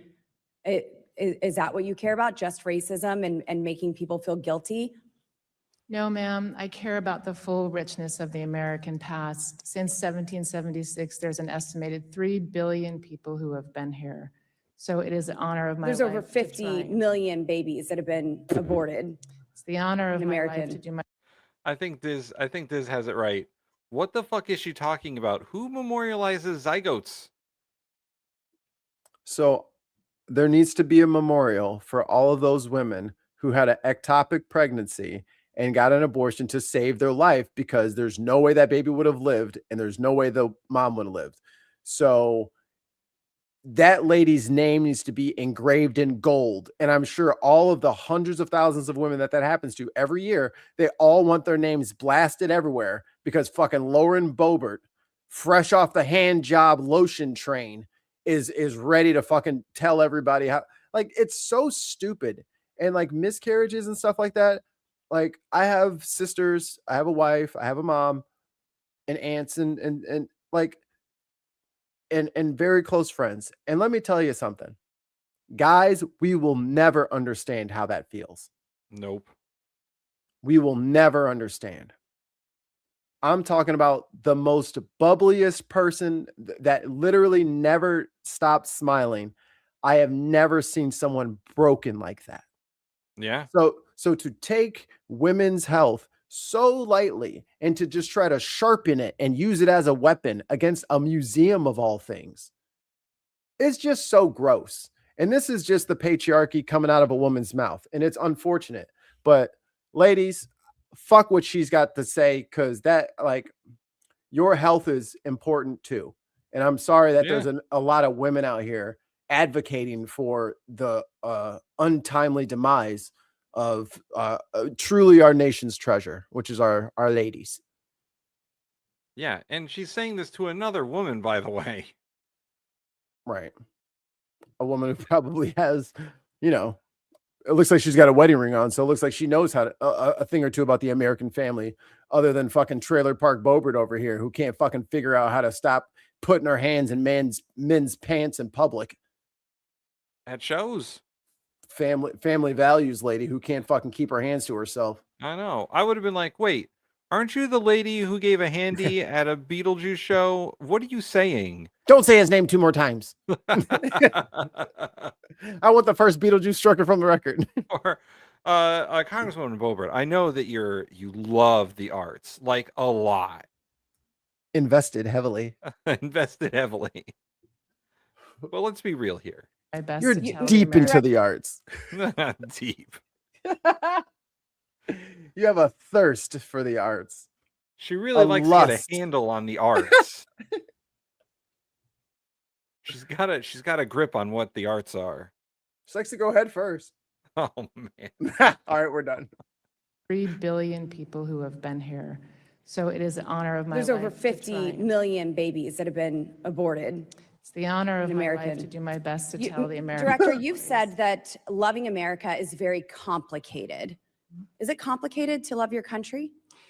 Extremely complicated. And I love people who live in trailers, but she's like, you know who she is. She's like one of the Kanker sisters from Ed, and Eddie. Oh, yeah. Yeah. Her, Marjorie Taylor Greene, and I got to find one more. Nancy Mace. Those are the Kanker sisters. Oh, I got to get to photoshopping. I love my country unconditionally, ma'am. And okay, so the 250th anniversary of the Declaration, you said that that should be problematized. Yes, when I did, and so the 250th anniversary of the Declaration, you said that that should be problematized. Yes, when I did, and when historians use that, it means to add new stories. What about when you think about it different ways? Pardon me, ma'am? She is a historian, bitch. Yeah. When I use it, I mean to add new stories and think of new objects to tell the American story in all its richness since 1776. But you're not going to include the babies that were killed? We can't think of those 1776? All the babies that were aborted in 1776? Motherfuckers used to live till like 19 years old in 1776. Yeah, man. Women were married at 11. Like, this is just ridiculous. She's ridiculous. She's, again, taking like a pro women's like health talking point and then sharpening it to attack a museum. Right. What a waste. God damn, you're an embarrassment. Those new stories to share with American people? Ma'am, we are going to use the 2 million objects in our collection to tell the American story as fully as we can. There's over 50 million more you can add to that. When does she want every aborted fetus to be on display? Is that what she's talking about? Yeah, put them inside that the yellow stuff, formaldehyde. Keep them all for record, because this like think of how fucking weird that is. Right. Think of how fucking weird to be so obsessed with somebody else's personal choice. That's fucking weird. That's weird shit.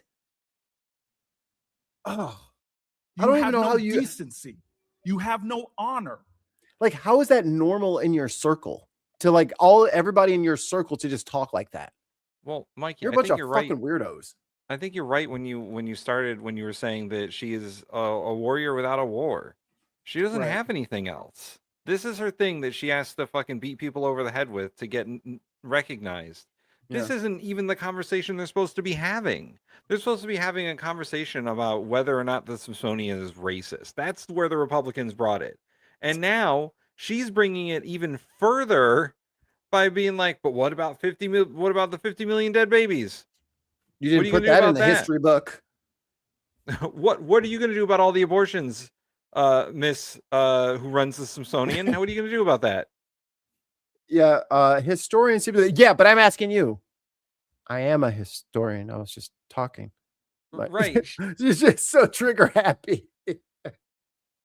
She just wants to get fucking clicks and views, and she doesn't care. She is not good at. We've already talked about this because she had to run in a different district. She had to move to a different district. She is not good at representing her constituents.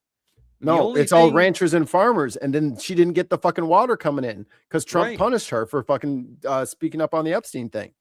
Right. So all she cares about is getting elected and having her cushy fucking job where she makes $176,000 a year to talk nothing. shit about people. Right. Which is why we need to be in the House.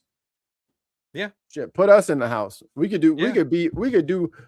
You want to talk about transparency? We're going to live stream the whole, both of our entire things. Show's not starving. Kay says right wingers are perpetual kindergartners. Yeah. Yeah. And she's she's standing in the middle of the floor screaming with her markers like, no, I want a still color. We're going outside for recess. Color. Okay. All right. Let her have her tantrum, I guess. What's this? Okay, Colorado gamer. I don't know what you're talking about. Oh, that's how much Trump spent this so far. Oh, yeah, man. We were talking about shrinking the deficit and federal spending, and then it just exploded. Yeah, that's how much he spent, and then that's what they want the next military budget to be. Dear God. Yeah, no, I know. In 2025, fiscal year 2025, they spent $1 trillion more than they were supposed to. Yeah, okay, that's what they're asking for until September, is another $1.5 trillion. No. Like, what the fuck? Like, are they dumb? They like already... We don't have it. Like, you can't take anything else from the people. Everyone's fucking broke. Everyone is fucking broke. Credit cards are max out like at like almost like 30 or 40% now. Yeah, we ain't got it, bitch. It's getting real close to Great Recession levels over there with the credit card debt. No one has any expendable money for you to be adding additional taxes on. There is a very finite time that you can lower taxes on the wealthy. It needs to be brief, and it needs to do something magical to revive the fucking economy. If you just keep leaving that shit in place, there's no tax money coming in. There's no services coming out, and you want to add more shit because you want to pick fights? Oh, there's no money for that now. Biden was supposed to be the one delivering relief from his first fuck up and from COVID. And he left all that shit in place. And then here comes dumbass part 2 Electric Boogaloo, and he made it even worse. And then he started the war and closed the Strait of Hormuz after he put in his Liberation Day tariffs and ruined all of our markets across the globe. This is fucked It's super for a fucked. long time. I believe when the director of America's History Museum finds it complicated to love her country and wants to problematize its founding. I'm sorry, is there a love the country test in the Constitution somewhere? Do you have to love America to run the museum? And you need to speak English. Right.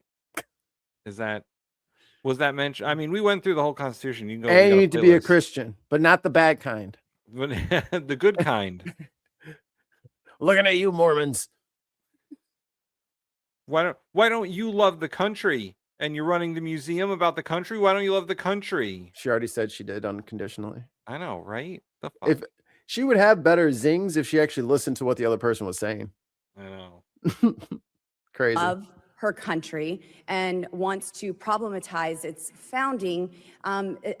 Doesn't know what that means. I believe that that's the definition of undoing our shared national story. Would you agree? No, ma'am. No.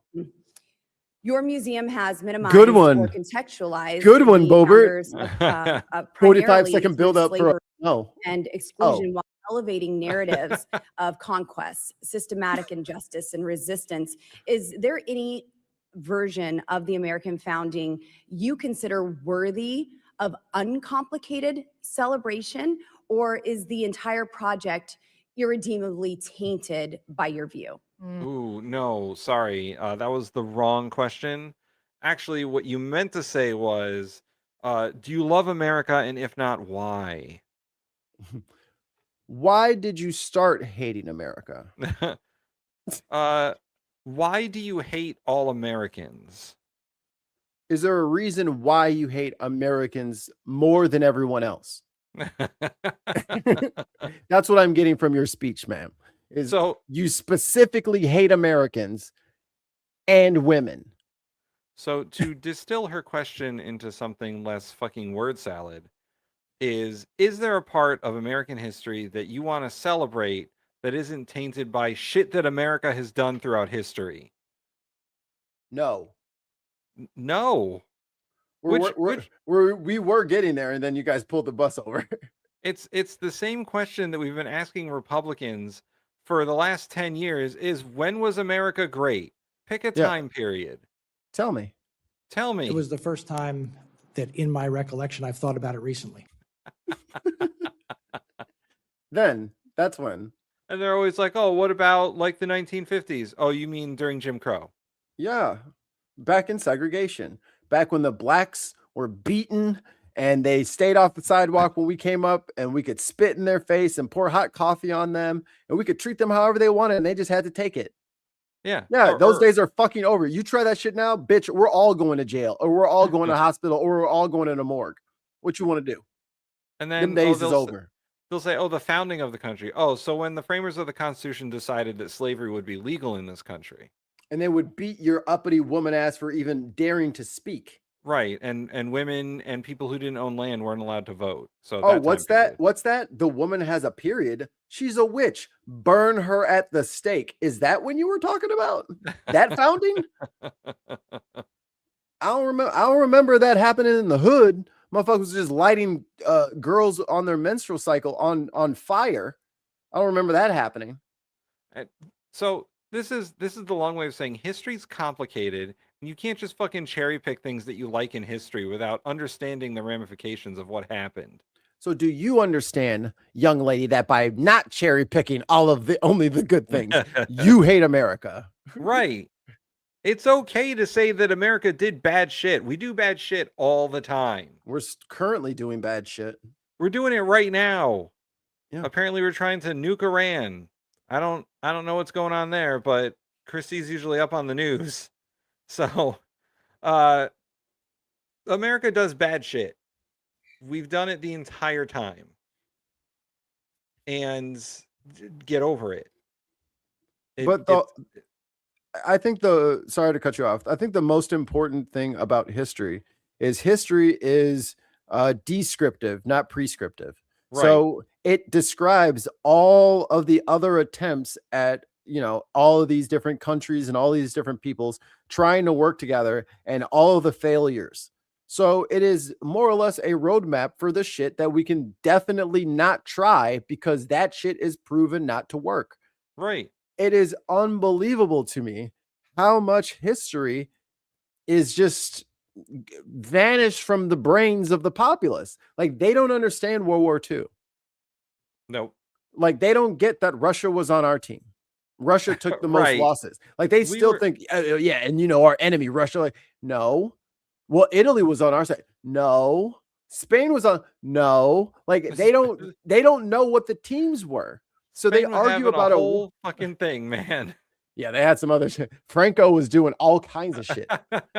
So it's like they don't understand world history, but for us, this is interesting, and it's the lore of the literal fucking planet that we're on. How do you not want to know that? And here's a little mind blower for you. China was on our side. Yes. China was not. Like, if I say Ottoman Empire, they don't even know what country or region we're even talking about. Like, they don't know. Right. So Yeah, so then here comes assholes from APAC telling them this bullshit about Israel. They have no defense against lies because they have no background to fall back on. They have no foundational knowledge of world events. They barely got through American history. And it's only getting worse. It is only getting worse. Yeah. Because There's some, I think the History Channel is making a comeback, and not from the alien shit, but from just like smaller people doing the storytelling. Well, and the part that's getting worse is the internet is only making people more susceptible to fake shit. Like, and it's distracting. And people's ability to decipher the real shit from the fake shit is just being obliterated. Yeah. Because the generations now that are growing up with it and have nothing but TikTok for their entire lives are just being destroyed by it. I dropped the link one more time in case you guys missed it. There's the playlist for all the mini videos. Anyway, all the history, a lot of history stuff in there. Let's let this lady answer Bobert's question, and we'll go on to the playlist. Well, she can try. She can try. Or is the entire Suleiman. project irredeemably tainted by your view? So the founding, excuse me, Power the move. founding era of the nation occupies 25,000 square feet in our museum. So I'm incredibly proud that we tell the stories of the founding. Is there any part of it that is uncomplicated, or no? Well, some of it's can incredibly we celebrate without complication? Absolutely, ma'am. Okay. Time's up. Yeah, Thank you, Mr. dates. Chairman. The dates on it, it's pretty straightforward, I would say. Yeah, the dates are pretty easy. I think everything else you're gonna have a hard time getting people to fucking. Why do you want it to be simple? Because she's Joining dumb. us now. Is this the playlist, Mikey?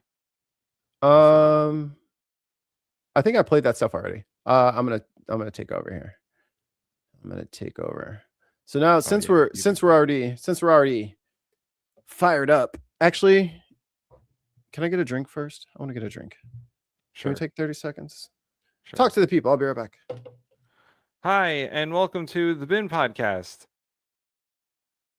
No, I'll do some like and subscribe stuff. Hey, if you're watching right now and or you're in the vertical or you're in the regular, whatever, give it a like, subscribe, become a member, or go to patreon.com/thebinpodcast, where you can support us further on Patreon. So breaking news from Chrissy. A Secret Service agent assigned to J.D. Vance's protective detail is the subject of an administrative investigation and potential criminal inquiry. Not shocked.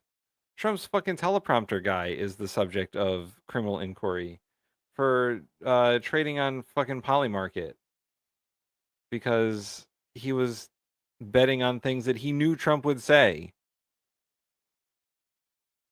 It's fucking crazy. Oh shit. Mikey's back. We gotta stop talking about him. Oh, hey Mikey, what's going on? Oh, hi, best friend. How are we? We doing What's good? going on? Everything well in the land of make believe? Yeah. All right, that's good enough. Okay. Now for us to get shouty and mad. So we weren't already. So me and Tim are not your traditional young Democrat, liberal type whatevers. That has never kind of been like our MO. That's not how we kind of view politics. We have a very deep love of history and the nuances that history provides in solving some of our modern problems. And, you know, we're pragmatists at the end of the day. We're pragmatists on the side of the people, right? So if you want to do, where's my dog? Okay. Scoot over here. Oh, there we go. So if you're on the side of the people, we're on your side, generally, right?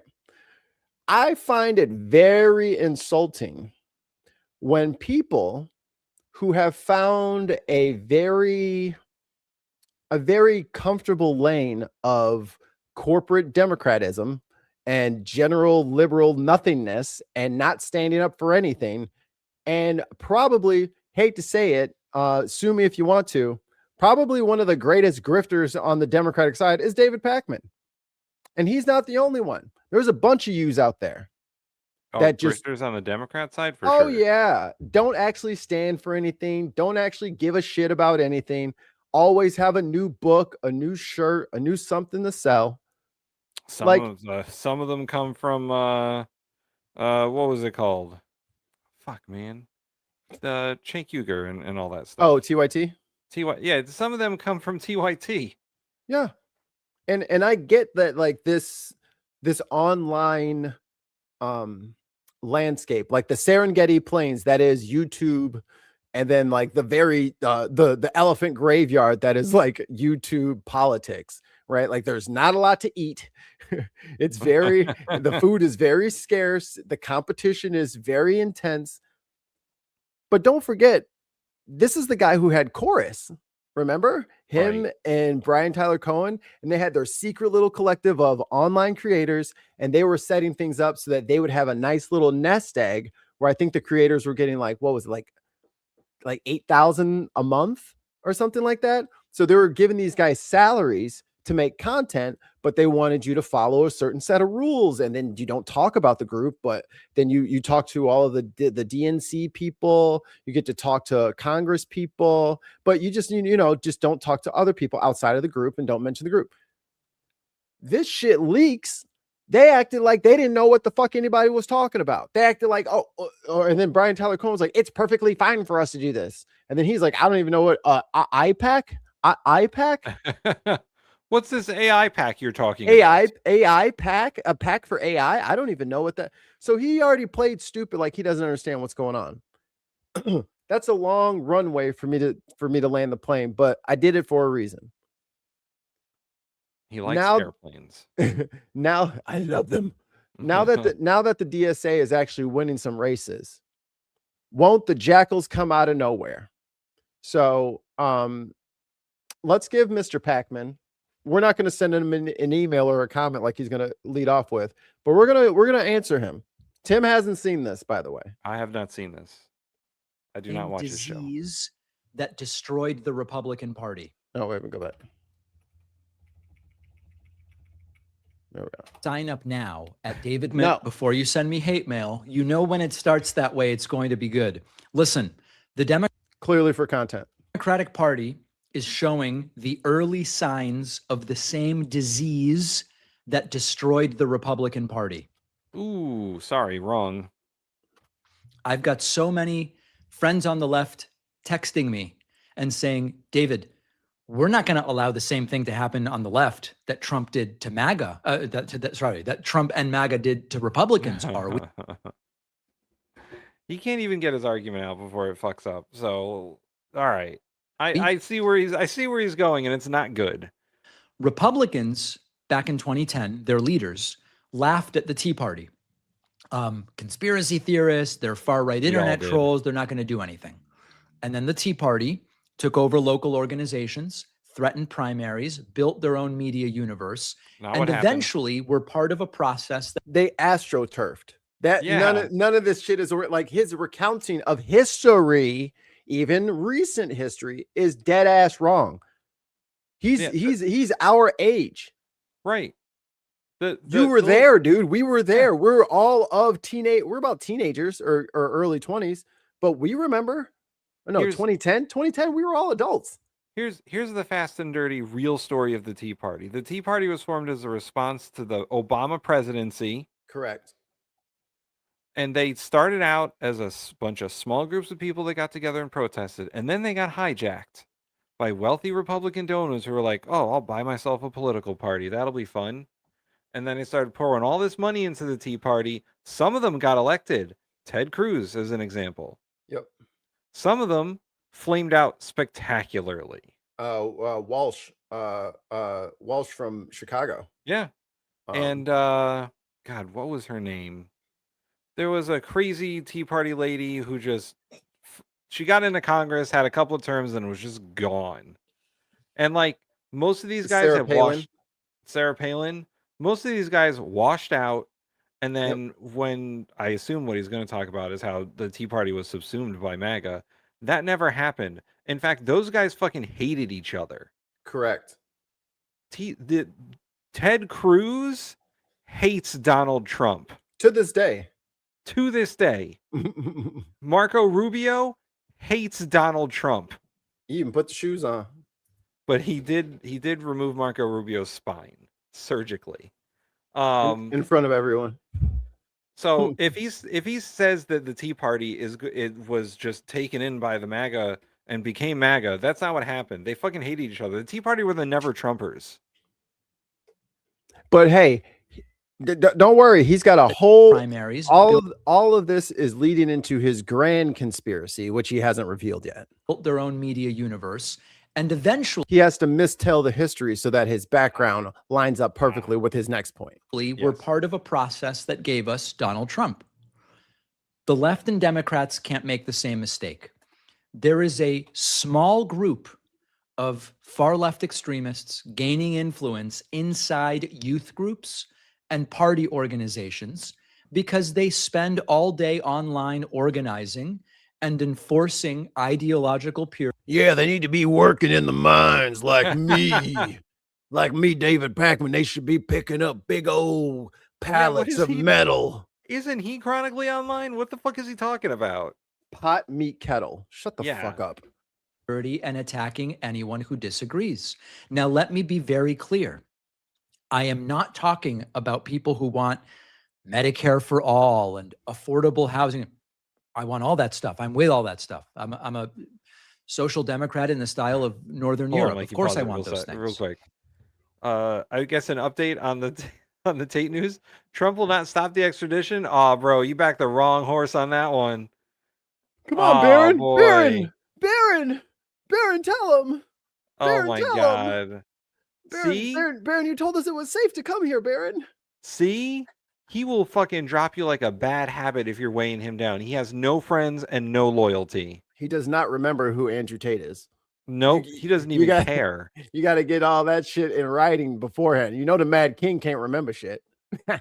Boy, that's hilarious. I hope Andrew Tate gets everything that he deserves. Have fun with your tea and crumpets. Fucking hilarious. Continue. These are folks who treat political warfare like a full-time job. And when they can't build their own coalition, they attach themselves to popular causes. They take real concerns about healthcare, housing, police misconduct, and use them to sell what is actually an authoritarian worldview. I'm sorry, what? Zoran. He's talking about Mayor Mamdani? Yeah, he's authoritarian. Didn't you know? How? Them buses. Yo, did you fucking hear they were going to give Mamdani a raise and he said, I don't need that? That's just what an authoritarian would say. He's like, what am I going to spend that money on? Nah, you know what it is. He's just acting like he's nice and he actually gives a shit about people. Yeah, That's part of the authoritarian playbook. He's acting like he's nice, jumping in the pool with kids in a suit. That's something for chuckles, right? See, that's how they get you. That's the truth. They start off by giving people shit and doing their job and cleaning up the budget and like holding landlords accountable. Like that's how it starts. And then next thing you know, fucking Gestapo. the very next evening. How dare he? How dare he build community grocery stores? That authoritarian monster. It starts with bread. It ends with death. Now, there are things in DSA, for example, Democratic Socialists of America, that are good and that I agree with. But there's also some stuff in there that I think doesn't make any sense.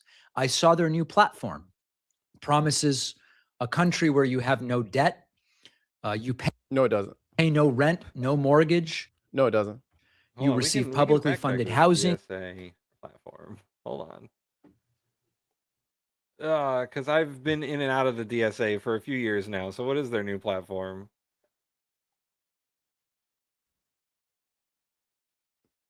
Man, it looks like good stuff, to be quite honest with you. The Green New Deal. Oh, no, that's actually no rent. That's what he said. Oh, I see. It's you're reading something, but it doesn't say that. It says what he said. Oh, I see. You're wrong. Okay, well then continue. I will fact check him live. Your eyes are lying. It actually says blow up the earth. If you look at it carefully, it says destroy Earth Prime and transfer everything to Earth Sigma. It says that. It looks like they want strong labor unions. Oh, hell no. It says destroy Earth. Look again. Yeah, I'm not seeing any of that. Do control F and then destroy Earth. Okay. All right. Yeah. Control F. Nothing came up. Nothing. They're hiding it. All I see is that the climate crisis is an emergency, and we agree with science that we should try and stop it. That's their plan. They're going to use the climate to blow us up. That's why they're saying the opposite on their website. I think it's clearly a ruse. That's hilarious. You pay no rent, no mortgage. You receive publicly funded housing, publicly funded retirement, food, education, energy, medicine, transportation. And it sounds incredible because it is incredible. How would they create it? Government ownership of the largest corporations and of entire industries. I'm sure that's never happened anywhere. Let's think. Are there any democratic socialist countries that have that? I wonder if any country has taken, I don't know, maybe the extraction of their natural resources. Oh, look at here. Oh, Norway leverages state ownership in key strategic energies like oil and gas to fund a massive sovereign wealth fund, which in turn generates universal welfare, healthcare, and education. Wow. It's almost like if you take something that doesn't really need to be in the hands of one person and can totally help out every single person in the country, it's almost like you should do that. And what does this say? Norway, 7.242 happiness rankings. Wow. I wonder what they're so happy about.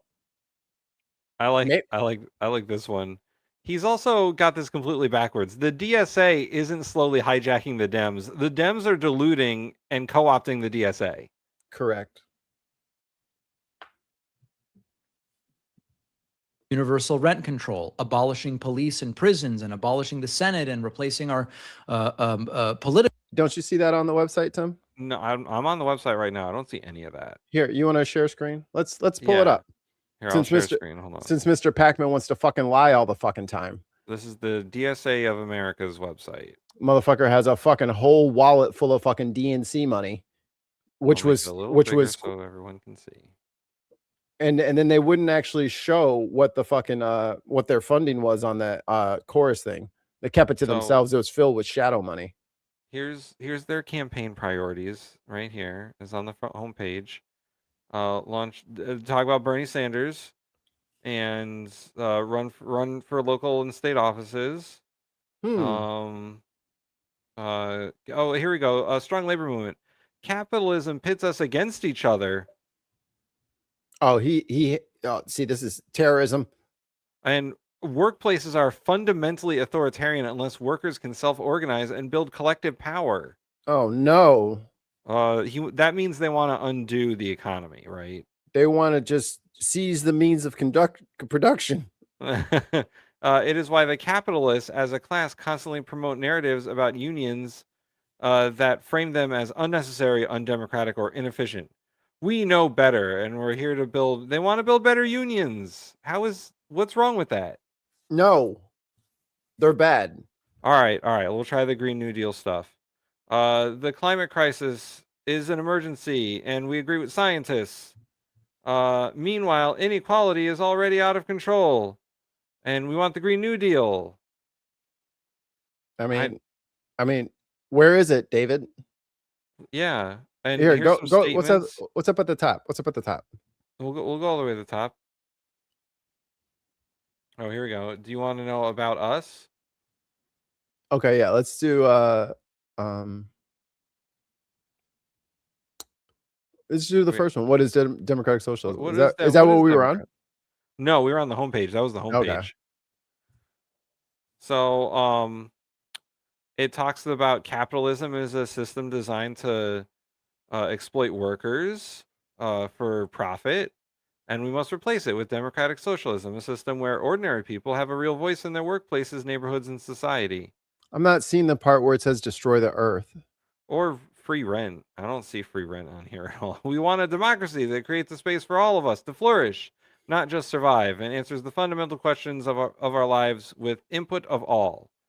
We want to collectively own the key economic drivers that dominate our lives, such as energy, production, and transportation. Well, I mean, he was talking about you want to own everything. They want to own everything. So you want free transportation and free housing and right. That's what he said. That's what he said. I mean, even fucking Saudi Arabia has a fucking sovereign wealth fund.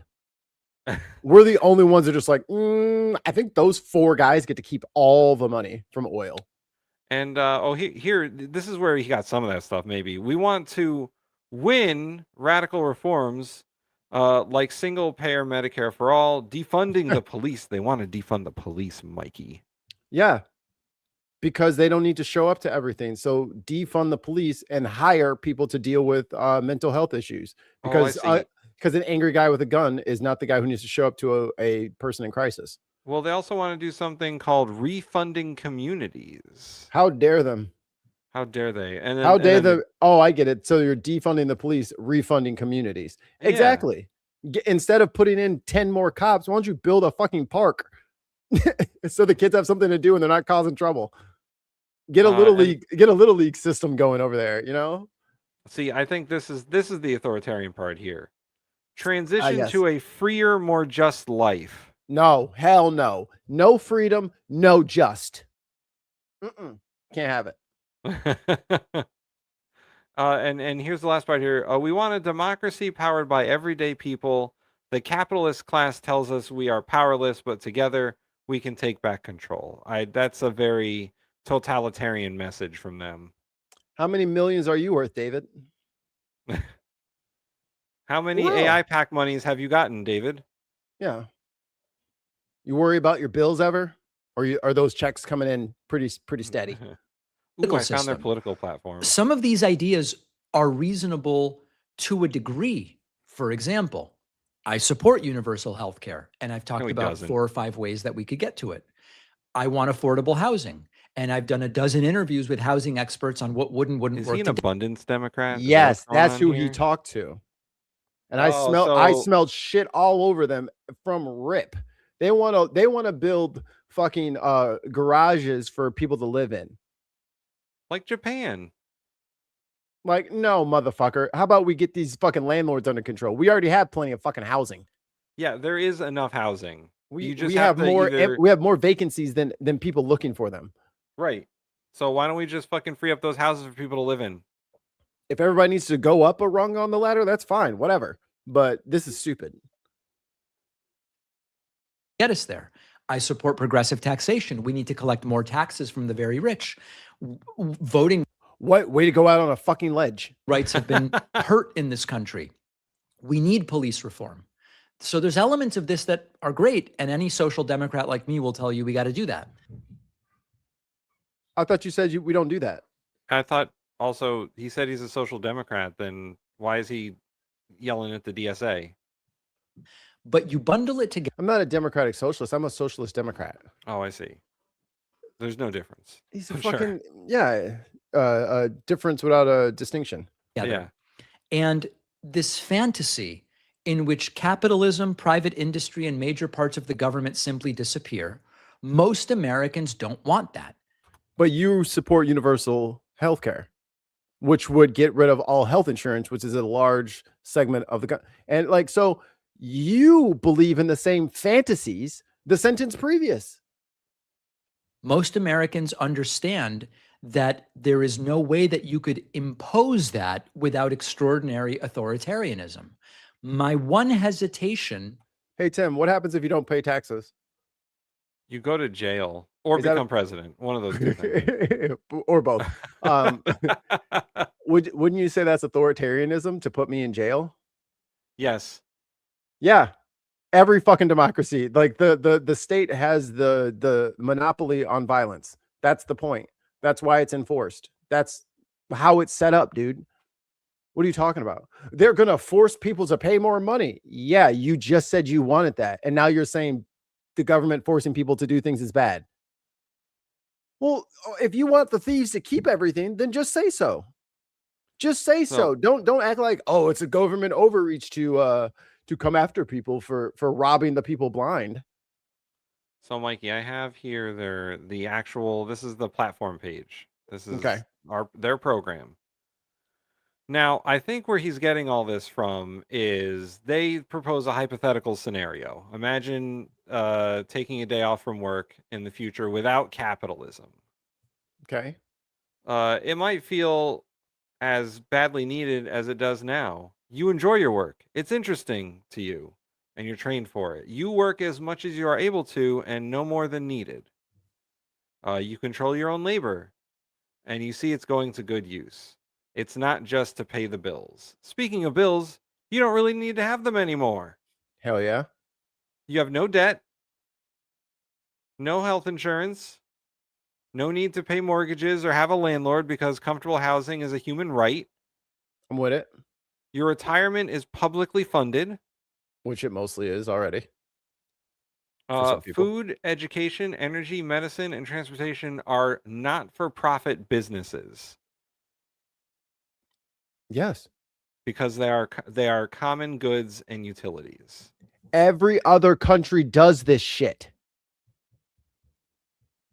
Yeah, that sounds great. I like it. It's what everyone in Europe already has. That's what I'm saying. Like they keep trying to paint this as radical. And if you take this same speech and you show it to any European, they're going to be like, duh. That's what the government's fucking job is. Duh. Why the hell else would we pay taxes if it wasn't for us to have stuff? These motherfuckers are like, no. No one pay taxes. No one have anything. And also, I'm not MAGA, I swear. Like, no, you are MAGA, dude. You're just blue MAGA. And like, this is obviously something that can't happen. Right. It says in the very first thing that they never fucking, what was it? Imagine taking a day off from work in a future without capitalism. That sentence has never been brought up by all of the people on Fox News, his fucking ass included. They never bring up the fact that they're saying it's a thought experiment. They just list off shit. Right. They're like, man, that's fucking dishonest journalism. They don't want you to pay for food or education or energy or medicine or transportation or to pay for your house or to pay a landlord. That's not what they're talking about. That's not what they said. This is like if you were living in a dream world where things were happening that you really liked all the time. Right. It's a hypothetical. And they're talking about things that could happen if America got on a DSA path. Right? Like it doesn't say, and then as soon as we all get in office, this happens tomorrow. That's dumb. So that's why they didn't say that. He goes on. Oh, and actually, hold on. There's one last part I want everyone to read. This last little blurb at the bottom here. After all that stuff, it's been said it's easier to imagine the end of the world than to imagine the end of capitalism. But just because it isn't easy to imagine doesn't mean we shouldn't try and make it happen. Workers deserve more. And look at this little smug prick in his hotel room while he's traveling, traveling the country, not to do fucking stories because he doesn't do on the ground reporting. So he's just doing some regular old traveling, doing his meetings, talking to, his funders. I mean, for real, David, for real, dude. About confronting this now and why I went back and forth is the midterm. Now I'm finna get pissed. Publicly exposing the rot could make moderate voters think the entire Democratic Party has been infected. But it has. I don't think silence is really going to hide it. I saw a crazy thing from the weekend where there was a college Democrats convention, which I was actually invited to participate in, and I couldn't make it. Didn't go. Keep that in mind. They invited his little punk ass, and he said he couldn't make it. He had obligations. Okay. Hassan Piker was dressed like Mao, and first off, that's racist. Just because someone has a Chinese styled suit on, a suit from China, you don't get to say it's the dictator's suit. Unless he walked around saying, this is a Mao costume. I'm wearing a Chairman Mao costume. He can just wear whatever he wants, bro. Oh, he's wearing a fucking RFK t-shirt. Like, what are you saying? A question from the chat. Christy asks, do U.S. politicians receive free healthcare as part of their role? At the federal level, yes. Yes. At the state level, it varies. At the local level, no. Unless you have a very wealthy city. Yeah, unless you're in a big city. Towns usually don't even pay their councils. So yeah, it's a volunteer thing. I guess Destiny tried to show up and he was banned from entering allegedly because it's fucking the Mao-dressed Piker didn't want him there. Okay. I've never had my flabbers so gasted. Let me get my stand cape out. First of all, this guy turned down, I think it was last year, or maybe it was like for the campaigns for the election. He got offered to do an event with Destiny, and then a lot of people they had the little poster going around for it, the flyer, and then he backed out of it. And you want to know why? Because he didn't want to suffer reputational damage for being seen on fucking stage with Destiny. And if people don't know who Destiny is, that's the dude who revenged porn with underage people. He's I think up until, well, he's probably still doing it today. He constantly drops the N-bomb. He's a little fucking white kid, constantly dropping the N-bomb, constantly using the R slur. Just a general online nerd bitch, just a toxic little bitch. He likes to talk real fast. Yeah, and he's supposed to be like this. He was supposed to be the debate guy. I think he's done a Jubilee. But he's been around the streaming community forever because him and Ethan Klein, all them, they all have this hate boner for Hassan Piker, right? And Hassan's not everybody's cup of tea. I get that. Neither am I. I get that. It's one thing. My cup of tea. It's one thing to not like a dude. These motherfuckers tried to end Twitch. They went after every single advertiser on Twitch and sent them all these emails posting clips of Hassan out of context and all this stuff. It's like, this is the kind of anti-Semitic bullshit that's going on this streaming platform. Are you sure you want to? He tried to cancel Twitch because they couldn't get to him. They kept trying to get him banned. She just fell, babe. It looks like she's okay, but it looked like it hurt. Yeah, you should go. Broke my ass. Yeah, for real. But they have all these like little like hate streams. They make all this kind of like hazing content and edits and all that, just truly online toxic shit from like the 2010s, 2015 that died off. Gamergate, all this shit, Asmongold, all these fucking racists, Nick Fuentes. There's some history between Nick Fuentes and Destiny. You can Google that on your own. But they have a connection, let's say. an entrapment, entanglement. But Hassan's only been like free Palestine. And these motherfuckers are coming out the woodwork. And now all of the so-called legitimate Democratic young people that stream online, now they're all in on it. So when you get, I don't know if you guys saw it in the thing about a month ago, all these clips of Hassan kept coming up. That was Ethan Klein and Destiny, giving it to Democratic donors, giving it to the DNC directly. There is a targeted campaign for not just him, but anybody that doesn't like their racist little sex pests. And if you do not champion our sex pests, they're going to treat you just like they treated Bernie Sanders. No fucking, you can't sit anywhere. You can't fucking have any committees, just like they treated the squad. This is the old white guard of the DNC. And this is their last final try to stop being in. They do not want integration unless you are willing to go over and kiss the Wailing Wall. If you're not willing to do that, you cannot be part of the DNC. He is the vanguard of the DNC. He is the one that they send on the internet to come put us all in line and to send hate mobs after us. Yeah, he says it with his very fancy microphone and in a calm voice.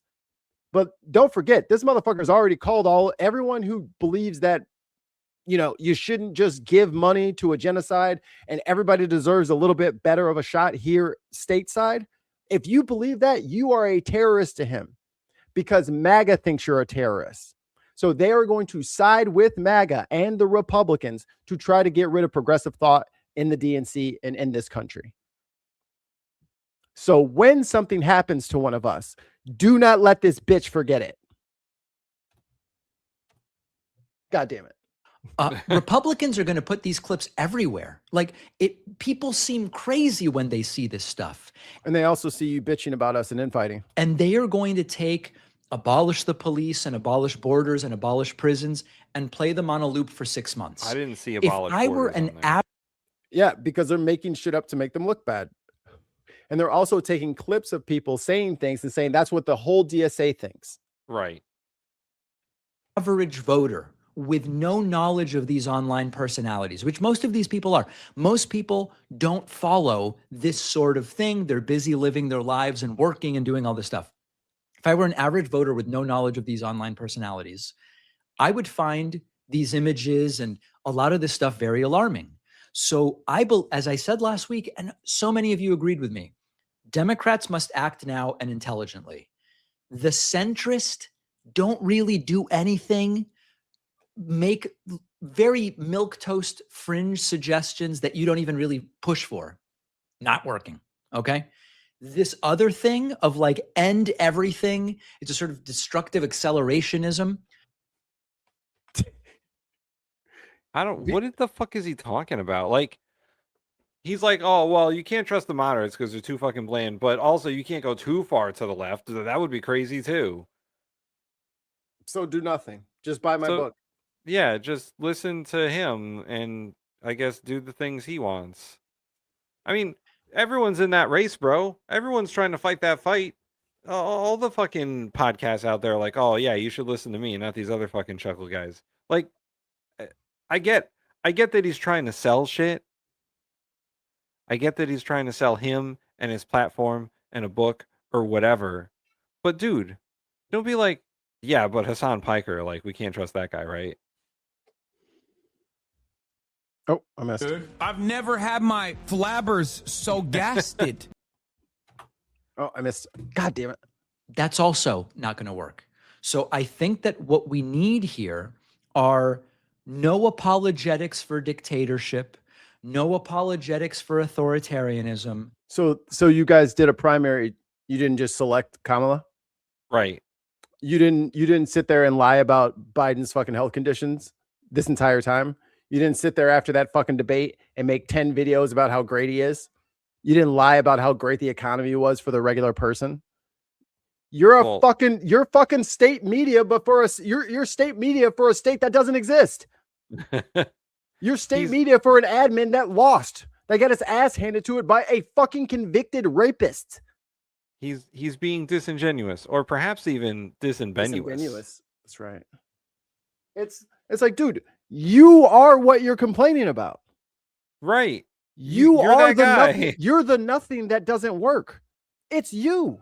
The calls are coming from inside the house. Your weak ass lines and your support of fucking anything blue, no matter who, is the fucking problem. You don't believe in anything. No harassment, no anti-Semitism, no allowing online factions. So then why did you just call all of DSA terrorists? Right.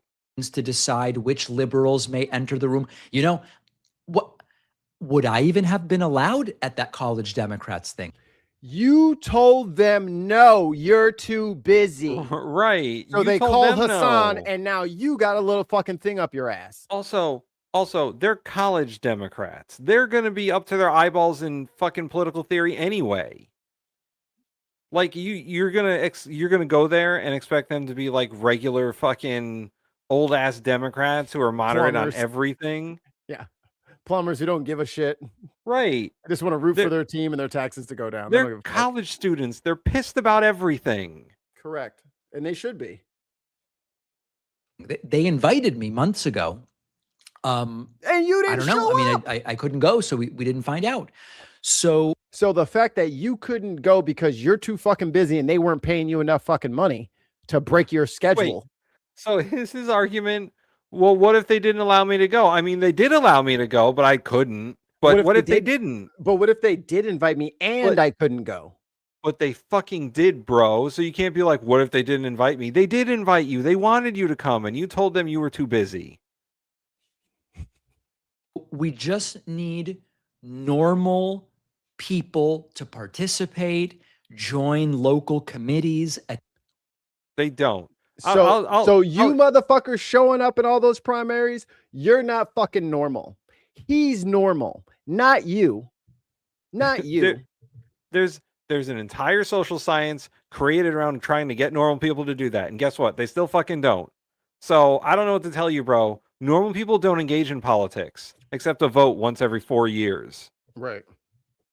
So your audience is right. You're not talking to the right audience. They don't care. There's research and books written about how they don't care.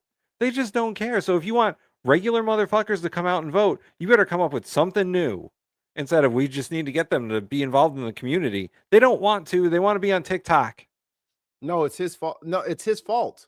We wouldn't be losing all this shit, but these fucking DSA motherfuckers keep making us look bad. You are. Oh, where's my thing at? Yeah, because you are making the president look bad. The DNC, you're making the DNC look bad. You guys are not supposed to be making TikToks making fun of Hakeem Jeffries and Chuck Schumer. You guys shouldn't be mocking Cory Booker and his monies. And what's the other guy? The other guy that was just like, I'm not changing the way I fund my shit. Like, that's the problem. The problem is these. Yeah. Like the problem is these motherfuckers are on TikTok. So you know what they saw? They saw IOF soldiers dancing with Palestinian women's panties on their head. And they saw them lighting fucking kids' toys on fire and doing dances while they detonate an entire block of apartments. That's what they saw. So if anything is going towards that, they don't want it. You refuse. He refuses to say anything about Israel. Refuses. The crazy part is he's like, oh, we just have to get people involved again. Great. I'm a political scientist. I have a master's degree in political science. You tell me how to fucking get people engaged again because no one else can figure it out. So apparently David Pakman is the only person on the planet who can figure out how to get Americans politically engaged again. By being normal, Tim. Yeah, by being normal. Oh man, we just need to get them involved in the community. Well, fucking do it then. Oh, so when other people step up and they start doing it, let's shoot them down because they're not doing it the way I would have done it. I would have done it differently. So they're not allowed to do it the way that they're doing it. Every political campaign in the history of this country has been trying to figure that out. Yeah. And David Pakman is just going to tell them how to do it. Just do it normally. Just like, hey, yo, I support Black Lives Matter, but why do you have to shut the street down? Like, this is an inconvenience for me. Why can't you just be normal? Why can't you protest in a way that doesn't irritate me? I don't want to be irritated. My irritation is greater than the cause that you're irritating me for. Attend conventions, get involved with state parties, and let's turn the DNC into something that works. No. Many reasonable people doing a. We tried that. We tried that last election cycle. You know, and you told everybody to go fuck themselves. And you said, no, I'm not fucking supporting trans people. I'm not backing up Muslims. I'm not doing any of this. You can't make me. I have all the keys. They said, fine, bet. We'll see what happens. And then the Republicans won everything. As someone who has recently attended a state political convention, you cannot attend those conventions if you're not invited. Right. You can't just show up at a convention and be like, oh, I'm here to vote for whoever. It doesn't happen. You have to be invited. Yep. All right. You have to be a delegate for the convention. And the way you do that is by, fucking joining the Democrats or the Republicans and having the chairman of your local party say, you can go. You can't just be a regular person and show up. They're private parties, literally and figuratively. I was about to say private and parties, and it's a party and it's private. So it's it's a quadruple entendre. So the regular, normal, everyday American, whoever the fuck that is, some imaginary fucking person, the Baileys, can't do it. The Baileys, the Baileys, the Baileys can't show up. They just can't. They can't just walk in. They can't just walk in whenever they want. You have to pre-register and then show up with your party chair and say, I'm here to vote on whoever. So you can't. His premise is wrong. Just like the fucking abundance premise is wrong, the whole DNC brain is rotted. They only have one, it wasn't very large, and they were sharing it, and it's rotted. It's stupid. All of your fucking ideas in the DNC are Republican diet, Republican light, like Miller Lite. This is Republican light. Like, no one wants that shit. Number one, it doesn't do anything for the people. All you're doing is treading water for corporations. They don't get it. They don't get harmed, but the people don't get anything. So we're saying the corporations need to pay. It's time. People are just about tapped out. The people have had enough. We as a governing body need to do something to address the material needs of the citizen. That is what's on the menu. So you talking about all this other shit and how you're going to like put these people in these goddamn tiny home shacks for $10,000, and isn't that great? No, bitch, I want to live in a house like you. The fuck are we talking about? No fucking dignity for other people. That's their fucking problem. They think they're fucking better than everybody.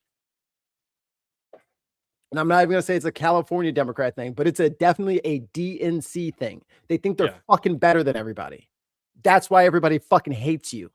You're snooty.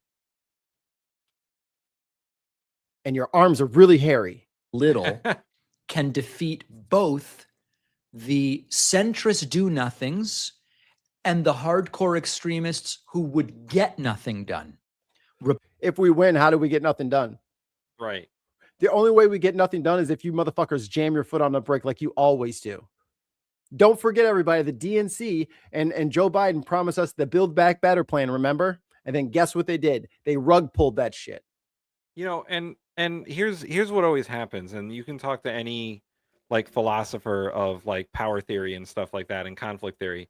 Yeah, the radicals aren't going to get as much done as people in the middle or people who are just like slightly to the left or slightly to the right. But however, they do drive things. Yeah.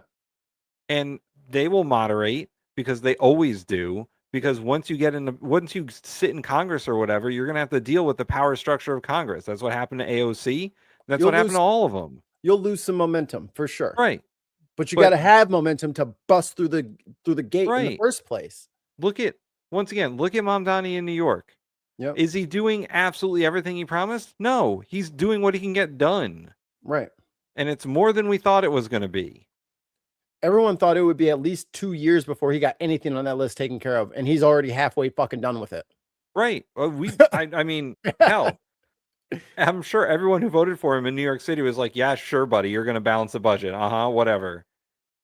He said, Kathy, hi, Zoran. I need the money now. No. Now.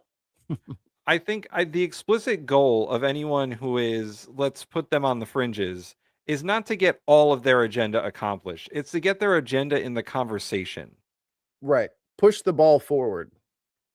Roll the boulder up the hill. Yeah, you're not going to pick up the boulder or just chuck it over the mountain, but you can get a little speed behind it and get it up to maybe a flat spot so you can catch your breath. Right. Catch your breath. And even the DSA's fucking own goal page on their website was like, imagine if we could do this.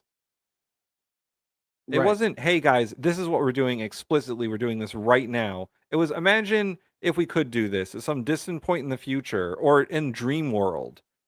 It wasn't, guys, we're getting rid of landlords. It was, imagine if landlords didn't need to exist. Or landlords and all that shit wouldn't be such a high number of, like, there wouldn't be so many landlords if people were able to actually save money and purchase a home of their own. We are not supposed to be in this chronic renting culture. This is busted. Like, this is wrong. Everyone should, like, most middle-class Americans should have a fucking house. And if you boil down everything they said on that page, it's, this shit is broken and we're going to try and fix it. We got to at least turn some of the taps off. You know, like, this is getting a little insane. I couldn't see it. Everyone's got goals. Everyone's got goals. He's got a couple seconds here. Republicans believed they were going to control the extremists. They were like, nah, we got these people under control. The extremists took over the party. Last thing real quick. I don't think what we're talking about is fucking extreme. No. It's not extreme to say that people should be able to live in dignity in their own country. That's not crazy. Democrats can still prevent that outcome. This is right. The joke is, if we didn't spend so much on the military, we could do most of what was on that list. Homeboy already spent like fucking $200 billion in Iran. Like, we could have used that money, you know? But we've got to get them to get things under control right now. I've said before, I've never been a Democrat. I don't care about word. See the shift about the Democratic Party. Wait, he said he was a social dem. Nope. I've never been a dem. Look at the fucking two-facedness. This is what happens when you let ChatGPT write your shit. Contradicts itself all the time. Who offers the better candidates, and usually it's Democrats over Republicans. But usually. So now he's unaffiliated. He don't, sometimes he be voting for Republicans, Tim. That's what he's telling me. Damn. Sometimes it just depends. You know, sometimes he needs to really get his pro-life stance out there. Damn. Like, this dude is a fucking joke. We've got to make sure that we don't allow that party, if it is the vessel, at least for now, to something better than what Republicans are offering, to be hijacked. This is about, let's include but not allow any extreme faction to take over. Hey, David Packman, from me to you, buddy, fuck you. How about that? How about that for working together? See you at the polls. How about that? Let's talk about it that way. I'll see you at the polls. We'll see what your fucking mindset does, and we'll see what my mindset does. Do you need to grab a drink? Yeah, I'm gonna get water. I'll be right back. Okay. Don't talk about me while I'm gone. Talk about you? Yeah, don't fucking talk about me while I'm gone. What? Talk about you? Wow. Talk about him. Talk about him. Never thought about that. I never thought about that. I guess I could talk about him a little bit. I mean, since he's not here to defend himself. And now he is mine. Let's see. Is this one? These are all too long.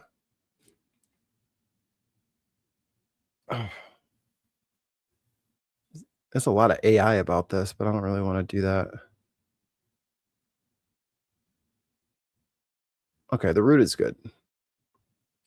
We can do the root. The root of all problems. Okay, let me see what y'all are saying. No, for a large group. Yep. I think it's okay to have a little capitalism is okay, but this shit is beyond enough.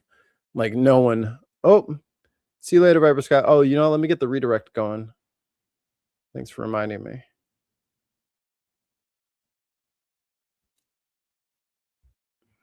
Oh God, I just heard my own voice. How do you guys listen to this all day?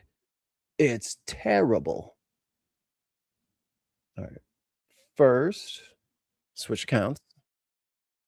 And then go to edit.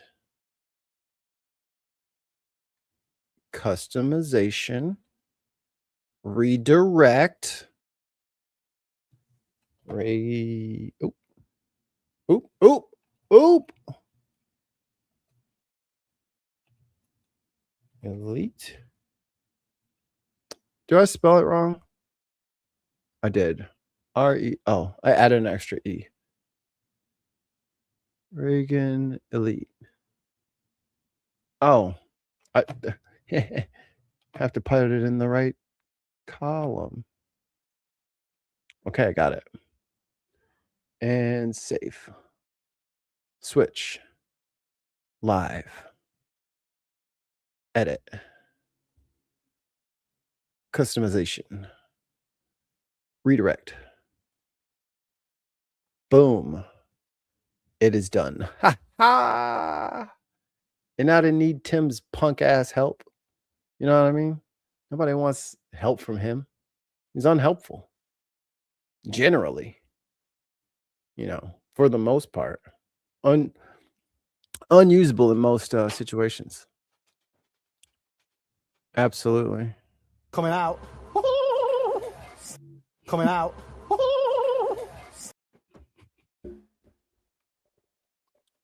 100%. I mean, first of all. Oh man, that ain't right. First of all, motherfucker don't even look like a tiger. You know what I'm saying? He bald as shit talking about tiger. Hey, at least I'm not some filthy Dawson player. Armadillo uppercut. That's what it looked like. Uppercut. Hedgehog uppercut looking ass boy. We didn't talk about you too much. Okay, that's good. I did get the redirect going for Reagan Elite, so we're gonna stream into him once this is all said and done. Sounds dirty. Sounds pejorative. Let's do it. Sounds. That'd be a great shirt. Sounds pejorative. Let's do it. I'm in. So, fuck, I forget. Was that Colorado where that or California where that the Asian guy shot the kid for like the bottle of water that he said he stole? I think so. Yeah. Yeah. So that was not the first time that's something like that has happened in this country. Hi, my name is Kaylin Womack, and I'm a staff writer at The Root. This weekend, I'm taking you to Vermont Vista, Los Angeles, to explore the story of Latasha Harlins on this episode of Small Town Horrors. 15-year-old Latasha Harlins was sent to the corner store by her mom. After walking into Empire Liquor Market on 91st Street and Figueroa Avenue, she went to the refrigerator section and picked up a $1.79 bottle of orange juice. After briefly putting the bottle in her bag, she walked toward the cash register and pulled her money out to pay. Despite her having money in hand, the cashier, Soonja Du, missed a glimpse of the cash and accused Harlins of stealing merchandise. Surveillance cameras show that Du grabbed Harlins' hair and banged her head on the counter while grabbing the bottle from her bag. Harlins then threw a few punches at Du and tried to escape her grasp. Du then threw a stool at her as she tried to make it toward the exit of the store. However, Du grabbed her gun and fired a shot at the back of Harlan's head, killing her instantly. Du's husband, who was sleeping in a van outside, rushed in after hearing the shot. Du fainted in her husband's arms, and he called 911 to report an attempted robbery. Police didn't find any evidence that Harlins was shoplifting, and Du was found guilty of manslaughter. Du faced 16 years in prison, but was only sentenced to 5 years probation. 5 years probation for shooting a little girl in the back of the head after you accused her of stealing. So she has to check in with the court and she can't leave the state. Damn. That's it. The tension in the Black community around the case was already heightened because of the Rodney King beating by LAPD officers. Just days after Harlins was killed, the officers in the King's beating were acquitted. As a result of the tensions between Black people and Korean American merchants, Du's store was looted and burned to the ground. Harlan's death is remembered as one of the sparks of the LA riots, and she's been referenced in music from the time, including Tupac's Keep Your Head Up and many other songs in his discography. Tune in next weekend to see which small town horror we visit next at theroot.com. So there you go. History doesn't always repeat itself, but goddamn does it not rhyme. Damn. So as I traverse my new city, if you see black people around, maybe don't assume the worst. You know, maybe don't. Ooh, maybe think before you act. Speaking of thinking before you act and not assuming the worst, I'm currently reading a book called Biased. Mm-hmm. And it's all about the Mikey Famine story. Biased, the Mikey Famine story. No, it's a book about, you know, how we all have implicit bias and we should be aware of it and how to recognize your implicit bias and just not assume the worst of people immediately. At least that's the first half of the book that I read. I don't know. The other half could be about nonsense, but the second autopsy has come out for Nolan Wells with extensive neck damage and back of the head trauma. The neck apparently was not available for the second autopsy. They didn't exactly explain why, but definite blunt trauma to the back of the head. You're gonna have to elaborate. Nolan Wells is the young man in Mississippi. They went out. Him and 4 friends went out to the island on 4th of July, and the 3 boys came back without Nolan. Nolan was the only black kid. I see. And the mom, trips over. Everybody goes home. Nolan doesn't come home. His mom doesn't get a phone call from any of the other kids. She does the Find My iPhone thing to find his phone, and she finds it at the kid's house. One of the kids. And he just hands it over. The parents and the kids have all erased their social media, and they've all lawyered up. So the end result of this is not going to be great. Well, I don't know. I mean, it should be. I mean, this should be a very easy and succinct prosecution and investigation. Yeah. Give me your phones, kids. Right. Give me your phones. Don't ask them anything. You don't have to talk to them. Give me your phone. Your phone will tell me everything I need to know. Yeah. It'll make a as grim as it is, Netflix will pick it up and make one of those docu-series about it, about how they were hiding the real truth the whole time and about how everyone lawyered up and yep. Also, but, I've been monitoring the chat about the about the socialism versus capitalism argument. Clive, you got it wrong, bro. We don't want the government to own everything. We want the workers to own everything. The people who work in the factory should own the factory. Yeah. Or partially own, you know what I'm saying? In part own. And government should regulate business. That's just what it should do. I mean, look at where we're at now. We're past the Gilded Ages of wealth inequality. I think this experiment has provided the result that it's going to provide.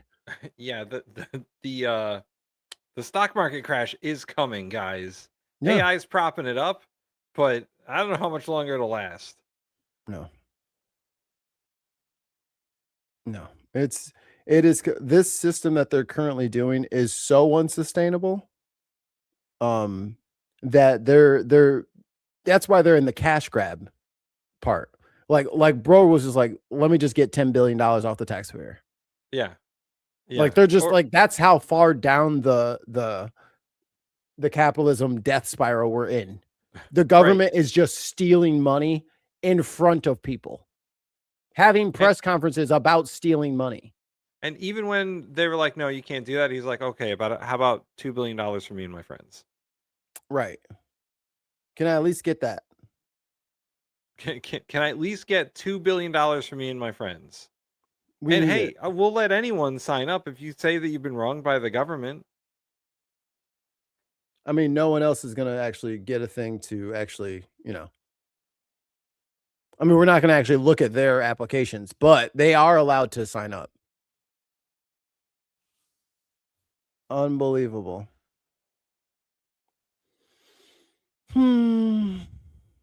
but we're gonna make it. It's just so annoying that it's gonna take so much work to fix all this shit. The most annoying thing, and I think we can say this about basically any political movement, is that eventually what happens to like the David Pakman stuff, eventually what happens to every political movement is it splinters and disintegrates because there are people like David Pakman out there who are just naysayers about everything. Guys, we can't be too fucking extreme. Why not? First of all, guys, we can't ask for what we need. First of all, we spent the last 10 years in this fucking dystopian hellscape. Yep. Of the Trump presidency, and then a brief reprieve because of Joe Biden, where he didn't actively do harmful things, and then more Trump. Because the people in this country, the normal people that David Pakman wants to join community organizations, don't give a shit. Right. Some people just want to watch the world burn. I took it off.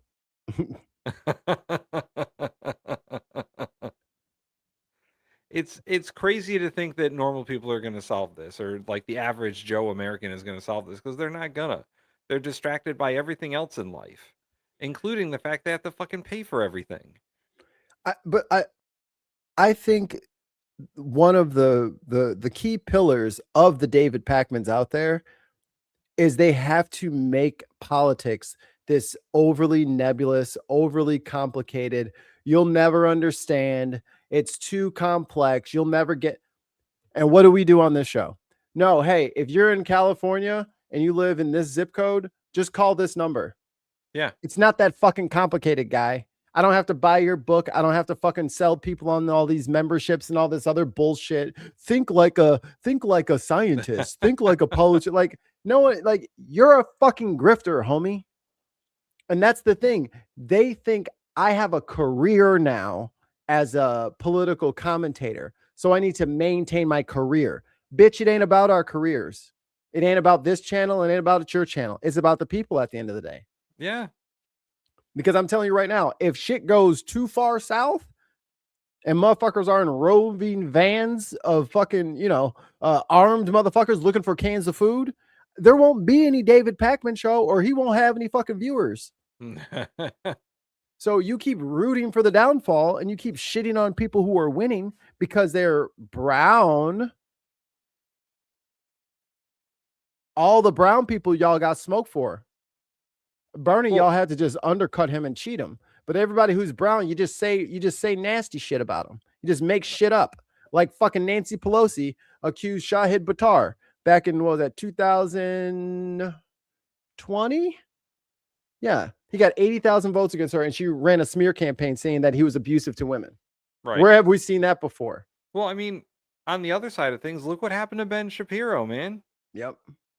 The thing that David Pakman is trying to do is the thing that happened to Ben Shapiro. Now, nobody here likes Ben Shapiro. Yeah. But he had a giant media company worth a ton of money only several years ago, like not that long ago. Yep. And then he said things that were against the party, and he got destroyed.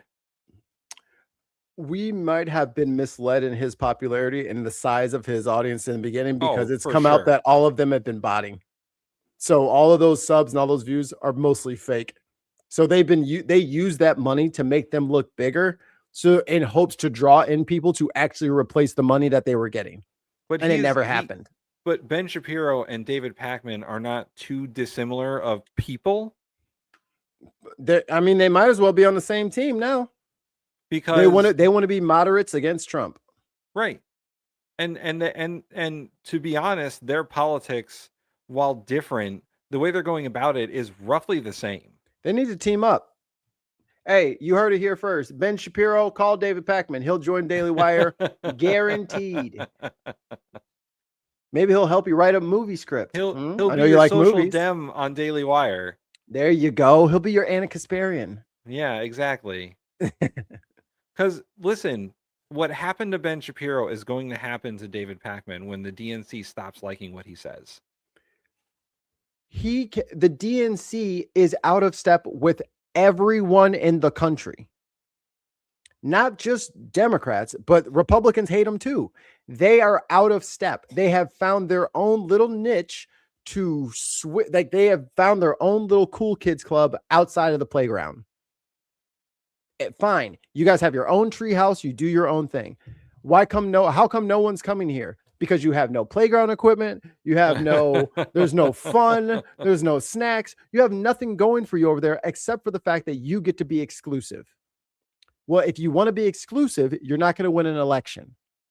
This politics is not about the parties and finding out how to bolster your in group so it's stronger than the out group.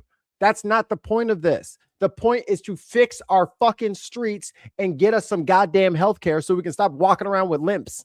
Okay? Yeah. That's what your fucking job is. And all this extra shit is pageantry. The DSA ain't playing none of the pageantry. They're not taking any PAC money. They're not supporting Israel. And they're just promising to do shit for the people. And thus far, they're doing it. What do you have to offer? I agree with Unquiet Badger. More bubble wands are needed. Rest in peace. Her lady Graham of the South. Clive, there's some pretty glaring holes in capitalism too, bro. I mean, if you think that this is going to continue in some sort of trajectory that is sustainable, I got bad news for you, and I hope you're good. And I hope you're good with a rifle. I'm dead ass serious, dude, because these people are literally pillaging. None of the shit going on right now has anything to do with governance. Everything is steered towards extracting everything they can out of this country before they go to prison or before they have to flee to Argentina, where Pac-Man is from, by the way, or some other place, or the Cayman Islands or something like that. They're gonna try to run. So all this America forever, America first, all these talking heads will be fleeing. They're all going to end up in the UK or in Russia or China. They're going to run. They're not going to stay here. And here's, I mean, we've been saying it forever that we live in an oligarchy. That's probably wrong now. We live in a kleptocracy. Yes. Like they're just taking everything they can and run. We are run by people who just want our money and don't care about the repercussions of taking our money. And now are actively trying to make sure that we can't even vote them out. And they're breaking shit on the way out. They've decided to destroy the administrative state because it's better if they can't find the evidence later. Right. They're emailing and burning as they go. Like, it's the butthurt emails, but there aren't going to be any emails because Donald Trump never learned how to use email. Butter ballroom. Like, imagine any other country spending, what was I think it was to the tune of maybe $3 or $4 billion on beautification projects during the middle of a financial tailspin. And this is lunacy shit. No normal adult in a position of power would spend money on a fucking reflecting pool when the fucking gas is out of control. There's a war going on. People are starving still. And there's 100,000 people every night sleeping in their fucking car. And you want to spend billions of dollars on a fucking pool. Unreal. What's he talking about over there? What is he saying? Yeah, this is yeah. They're the fucking grasshoppers. Yeah, they are. They're pillage. They're fucking modern day fucking Viking raiders just coming in, burning everything. I'm taking all the gold on the way out. Well, at least they had a culture. No, Mikey, we've discussed this before. At least the White Vikings people have a culture and a food. At least the Vikings had something. They had their own language. It's mayonnaise. These bastards are just greedy little nerds. They're start a war with Iran. Yeah, that'll do it. Get the straight clothes. That'll fuck it up. Yeah. That will directly affect the price of gas. Yes. 100%. I can guarantee you that. Launching attacks on the Gulf states. That'll do it. You know, that question was harder to answer 6 months ago. Yes. But even still, like in the middle of the COVID thing, when the price dipped, we refilled our oil reserves. And that saved us like 50 billion bucks. Yeah. We expended some of it, and then when the price was low, we refilled it. Okay. Biden actually influenced the price of gas in a kind of backdoorsy way. Not like he went out there and fucking pumped everybody's gas and washed the windshield and check your all your fluids, check the dipsticks. He didn't do all that. But that saved us some money and refilled our coffer. Dude, we're only at, I think they said, well, it's been a few days. We're at about 42 days of fuel left. Yeah. Listen, an entire airline went out of business because they couldn't fucking handle it anymore, man. Like, so 42 days from now is when? Midterms? yeah, well, more than that. Midterms is about 3 months away. So 42 days is like back to school. mid-September. So Yeah, back to school. It's back to school. Yeah. So during back to school, if something doesn't give, the US is going to have very serious problems with oil. And the way that I think that they're trying to spin it, all the motherfuckers down in Texas and all them fracking motherfuckers are about to get rich. Part of me thinks they did this on purpose. Like, I know the main reason he attacked Iran was because Bibi tricked him and he's dumb as fuck. But these Texas oil barons are about to get paid because we're going to start using our own oil. They're going to stop exporting it and make us pay for it, which means gas is going to be like $10.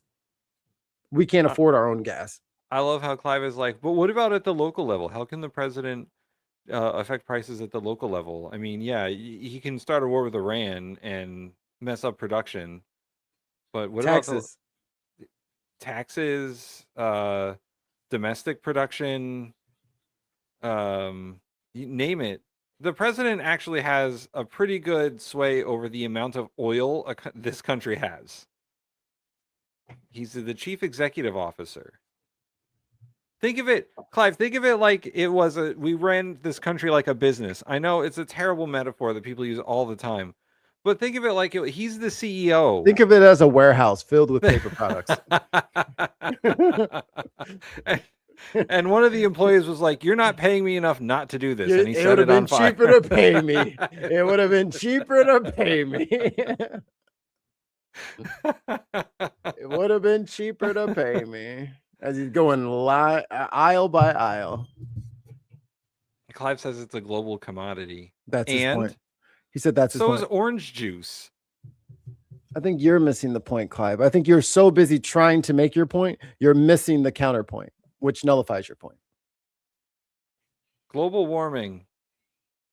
And then so then what happens in 10 years after dumbass is completely gone and now we're right back onto our dependencies on oil? And then everybody else has gone electric. And then look what happened to Venezuela after the oil shock. And to Clive's point, the president is trying everything he can to yell at companies to lower prices, and they're like, "Go fuck yourself." I don't have to. Make me, bitch. You're the one that started the war in Iran, not us. Oh, you want me to just eat this? No. And that's what all these companies are saying. When it came to the tariffs, when it comes to everything, they're like, "No, I'm raising my prices, motherfucker." What are you talking about? I'm not eating that. No. Inflation right now is a direct result of government intervention. Is the answer to your question, Clive? The counterpoint is taxes. Taxes on what was the other thing we were talking about a second ago? Tariffs? Gold, oil, gas, orange juice. Yeah, for like products and stuff. Oh no, for what can you do locally? For gas prices, it's taxes. Yeah, and also, like, what do you mean by locally? Do you mean locally to the United States? Because you're talking about the president. So it's a lot, Clyde. Because governors and county officials do like fuel taxes. Right. But also there's a lot of sway over like production and zoning and who can build oil wells where and where can you drill. Like Trump said, drill, baby, drill. And the price of oil is still $100 a barrel. No, because they're selling that oil that we're drilling. They're not using it for us. They're selling it. That's why they wanted the price up. He does not care about us. His friends told him to do these things. I know. So he's going to do them and they're going to make money. And he is too dumb to figure out how they're making money. Or he doesn't care. Here's the clearest example. Before Trump started the war in Iran, oil was $58 a barrel. It is almost double that now.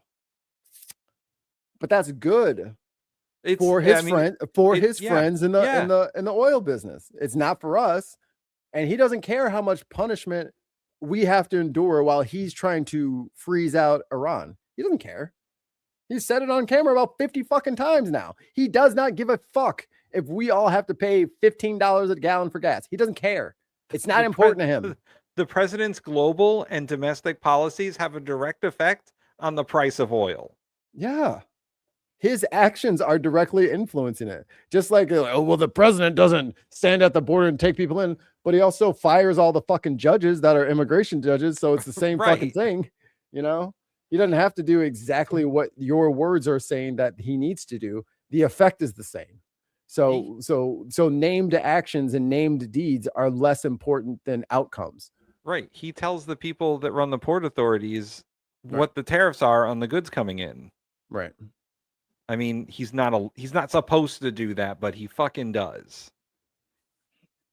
And then again, the people pay those fucking tariffs, and then the company gets the refund for the tariffs, and then do they give a fucking check back to all their people? Hey, we actually kept receipts of all the stuff that you paid that had accelerated or elevated prices on, and here's your refund check. Actually, just come shop with us for the next 4 trips, and then it'll be free on us. Yeah, they're not doing that shit. They're keeping it.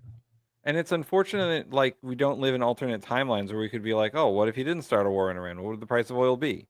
It wouldn't be $91 a barrel, I'm pretty sure. Yeah, Moses has a good point. Despite what Donald Trump would have you believe, the U.S. produces no oil. Corporations in the USA do. But as There a you country, go. we do not. So drill, baby, drill helps not one average citizen. Well fucking said. Because that's his friends who donated to that ballroom, who donated to his campaign, they're the ones that got him chanting drill, baby, drill. That didn't just come out of his head. He's also saying fucking dig, baby, dig for fucking coal and shit like that because they're giving him in. I like the amount of credit that Clive here is giving the Trump administration. I think it's hilarious. He didn't even know that they were going to close the strait. He's like, what? You closed the strait? Oh, so you're saying that they can just launch missiles from the mountain and not even have to put a boat in the water? What? They did not calculate supply shock or the effect of gas prices because they thought they were going to win it in a day. They got told that they were going to be out of there in 10 days tops. They thought it was going to be a Venezuela situation. That is not Venezuela, homie.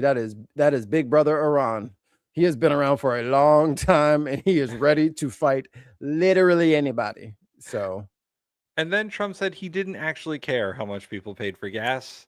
Literally says it does not come into his mind when he's making these decisions. So I think it's a case of don't know, don't want to know. Not my problem is what it is. He doesn't drive. What the fuck does he care how much gas costs? Yeah, he doesn't care how much gas costs. What does he do? He goes from helicopter to jet to helicopter to jet to fucking golf cart to jet. Like, he doesn't care. Yeah, the Secret Service was complaining about JD Vance wanting a fucking helicopter ride for his kid to his golf lesson. Yo, the military is out of control. You saw that Blue Angel? Oh yeah.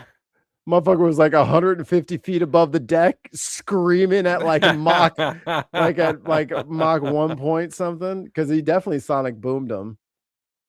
It's like, why are you booming people on the beach? You can deafen people with that shit. Like, what are you doing? Why are you so low? Secret Service was like, why do you need a helicopter? It's down the street. Just go to the golf course. And also, Kash Patel needs another jet. Because he's got his girlfriend is taking up tap dancing. He wants to make sure he goes to all of her tap dancing rehearsals. Like they're spending all the money, all of it, and that's taking into consideration that money is fake and we made it up. Correct. That the Treasury can just print unlimited amounts of money and it doesn't really matter that much. Oh, I had a short I wanted us to watch, and now they're spending it all. They're spending it like we just make it because we fucking do. And they don't care what we do with it. They're ballooning the deficit at unprecedented rates. They even said, hey guys, we're going to add 5 trillion to the deficit by the time this is all done. And now they want more money. Because they're not done spending all of the money. So much so they have to get more money. And this is all going into private companies. All this is going into equity firms and shit like that. All these people are just gambling this shit. Oh, here it is. Here it is. Sorry for our extended millennial rant, but you know how it is. Okay, let me see. All right, if this don't piss y'all off, I don't know what. Yeah, I'm just gonna make it the whole thing. There we go. And then do this. Which makes me, John Paul Getty, the wealthiest person alive during the 70s. I'm a minimum wage worker in the 70s, making $1 an hour. I would need to work 23,900 hours to All right, everybody write this down. 23,900. afford a median home. I could never work again and still afford to buy 50,000 homes. 50,000 homes. Keep that in mind. Keep that in mind. I'm a minimum wage worker in the 80s and things are looking good. I'm making $3.10 an Woo! Damn. Baby. hour, which means that 300% raise. Hell yeah. I only need to work 20,548 Hey, that knocked 400 hours off. Damn. hours to afford a median home. I'm Yoshiaki Satsumi, the wealthiest person alive during the 80s, worth $20 billion, which means that I could afford to buy 313,971 homes. Jesus. Now this is the average home, and this is, I think, a very good way of taking. Oh, I forgot we're not on screen. I'm just over here talking with my fucking hands. That's a good way of, as the years go by, apples to apples to apples. Oranges to oranges to oranges, so that we can see the progression. Like, you want to take a wild guess at what the average home price was in 1980? 58K. Oh, you were close. $64,000. Oh, that's a margin of error. I want that. I want that. All right, to the 80s. I'm a minimum wage worker and Oh, I'm 90s. making more, $3.80 an hour. But Ooh. houses cost more now too, which means that I need to work about 32,000 Goddamn. hours to afford a median home. I'm Bill Gates. Computers are popping. I'm worth $100 billion, or about 605. Average home price in 1990, Mikey. You want to guess on that one? 90. Okay, I got you. They said it went up 110. $150,000. Oh. 1,000 houses. And minimum wage is 380. That's like a city. You get the shtick. The things haven't changed a lot. I'm making $5.15 an hour, but I still need to. Hey, I remember in 2006, I got the state. Oh, I'm doing my hand thing again. Yeah, you. I remember I was working at Baskin Robbins, and they the law came through. Guess what, Tim? They had to bump me up to 6, dog. $6 an hour, baby. Yeah, 2000. Let's see. I was working at a gas station making $8 an hour. Oh, it's like that. You just go Well, shit you all, know, just Connecticut, shit right in my face, Tim. Yeah. God to work about 32,000 hours to afford. I worked for immigrants. A median family home. Warren Buffett here. Things are getting harder for us billionaires. I like his costumes. I'm only worth about $62 billion, or about 375,000 houses. That's basically a village. Got another pay bump, $7.25 an hour, which whoop whoop, we in there, baby. Average home price in the year 2000? 180. The average home price was approximately $207,000. God damn, I keep missing low. means that I only have to work 30,750 hours to afford a median home. What up, dogs? Jeff Bezos in the house. I'm worth $160 billion, which means that I could give you 717,000 crib tours. That's a lot of houses. That's a lot of houses. What? Like MTV crib houses. Okay. All right. Well, it's 2026. We're over halfway through the 20s, and I'm still making $7.25 an hour, which means that I would need to work 55,600. Yeah, we're not in the 24,000 area anymore. We're in the 55,000 hour. 114 hours to afford a median. Tim, divide that by 365. What? How many years of work is that? Okay, hold on 1 second. 40-hour work week. How many years of work? And it would be all of my income. I wouldn't be able to buy anything. I'd have to just, 5, 6, 1, 4, 1 divided by. I wouldn't be able to eat, mind you, but I would be able to work for this many years and just do my paycheck to that so I could buy a house. 27 years. You'd have to work 27 years to afford a house. God. So it would take like 10 years to get the down payment. Yeah. And you can't eat. Yep. I don't know if I can go 10 years without eating. And then another 27 years to finish paying off the house. Well, Mikey, that's because the average home price rose to $280,000 a year. Excellent. Family home. At 40 hours a week, it would Well, that means the top person is going to be like way lower then. literally be impossible for me to afford a house. I'm Elon Musk, and on June 16th this year, I hit $1.4 trillion, or about 3.47 million houses. What are we talking about? What are we talking about? What are we talking about? The man can buy 3.7 million homes. What are we talking about? Oh, yeah. And for the 2020s, hold on. The number I gave you was for the 2010s. The average home price in 2020 was $400,000. So he could buy 3.47 million of those. Yes.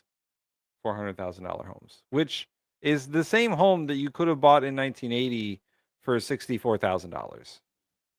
But these millennials, they just complain about everything. Yeah. They just complain. All right, it's got a couple more here. Houses. That's almost the entire population of LA. So do you understand why we would want a wealth tax? Why does everyone hate me? See, y'all just want to attack them because you're jealous. That's my favorite one. Is you're jealous of the billionaires. That's why you don't want them to have You're so jealous. enough money for almost 4 million houses. He is one person with one ass that needs one toilet, which needs one room. What are we talking about? You know what, Ollie? Nobody needs your negativity. Well, the last time he worked for $6 an hour was back in the late 80s in his socialist utopia that is Canada. Right. They probably didn't even beat you up then. They beat us up for paychecks here, Ollie. Just start lying, making it worse. I love this. In a capitalist system, there wouldn't be as many zoning or building regulations nor government subsidies distorting the prices of homes. Dude, we live in a fucking capitalist system. What are you talking about? So you think it's government subsidies and zoning and building regs that's fucking with the prices? Brother, I don't even know what city you're in. I can guarantee you with almost 100% accuracy, go to Zillow for your zip code and tell me what you just said makes any sense. These prices are artificially inflated. They are scamming all young people trying to buy homes by playing Monopoly with private equity money. So the banks are giving out loans to private equity firms. The firms are buying starter homes and then they're renting them back to the young people. And you're saying that the government regulations and the zoning and building laws are the problem, that these people have done that. There is, we already know the smoking gun has already been found, right? Like you're trying to solve something that then you would not want what you said. You want what we said. How could they possibly? There are more empty houses in this country than homeless people. They're not restricting supply. They're making sure people don't get into houses. They're literally blocking people from buying. They don't want people to buy. They want them on the street. They want as much money per property as possible, which in every other situation might be okay. Housing is different. People need housing, and fucking with the market like this just so you can make a quick buck, so you can, give the 20 or 30% you promised to your stakeholders. That's not our fucking problem. And you're playing with the house money, but eventually the house needs that money. And Clive, the biggest problem with the system is the need for infinite growth. It is. Yes. We don't need all this growth all the time. Real estate is supposed to be one of the, you're supposed to be a mature investor and like when people were flipping houses and stuff like that, you might flip 3 houses a year. They flip 4 houses a week now. There's no care put into any of this stuff. It's not the same market as when you probably purchased your home. I know you keep wanting to put those rules on today's thing, but unless you've been out there looking, brother, I'm telling you, it is nothing like you remember. It's different. Me and my wife have been house hunting for the last 4 years. And we have watched the prices go up. I'd say on average 60%, if I'm being generous. Like they're fucking with the market on purpose for capital.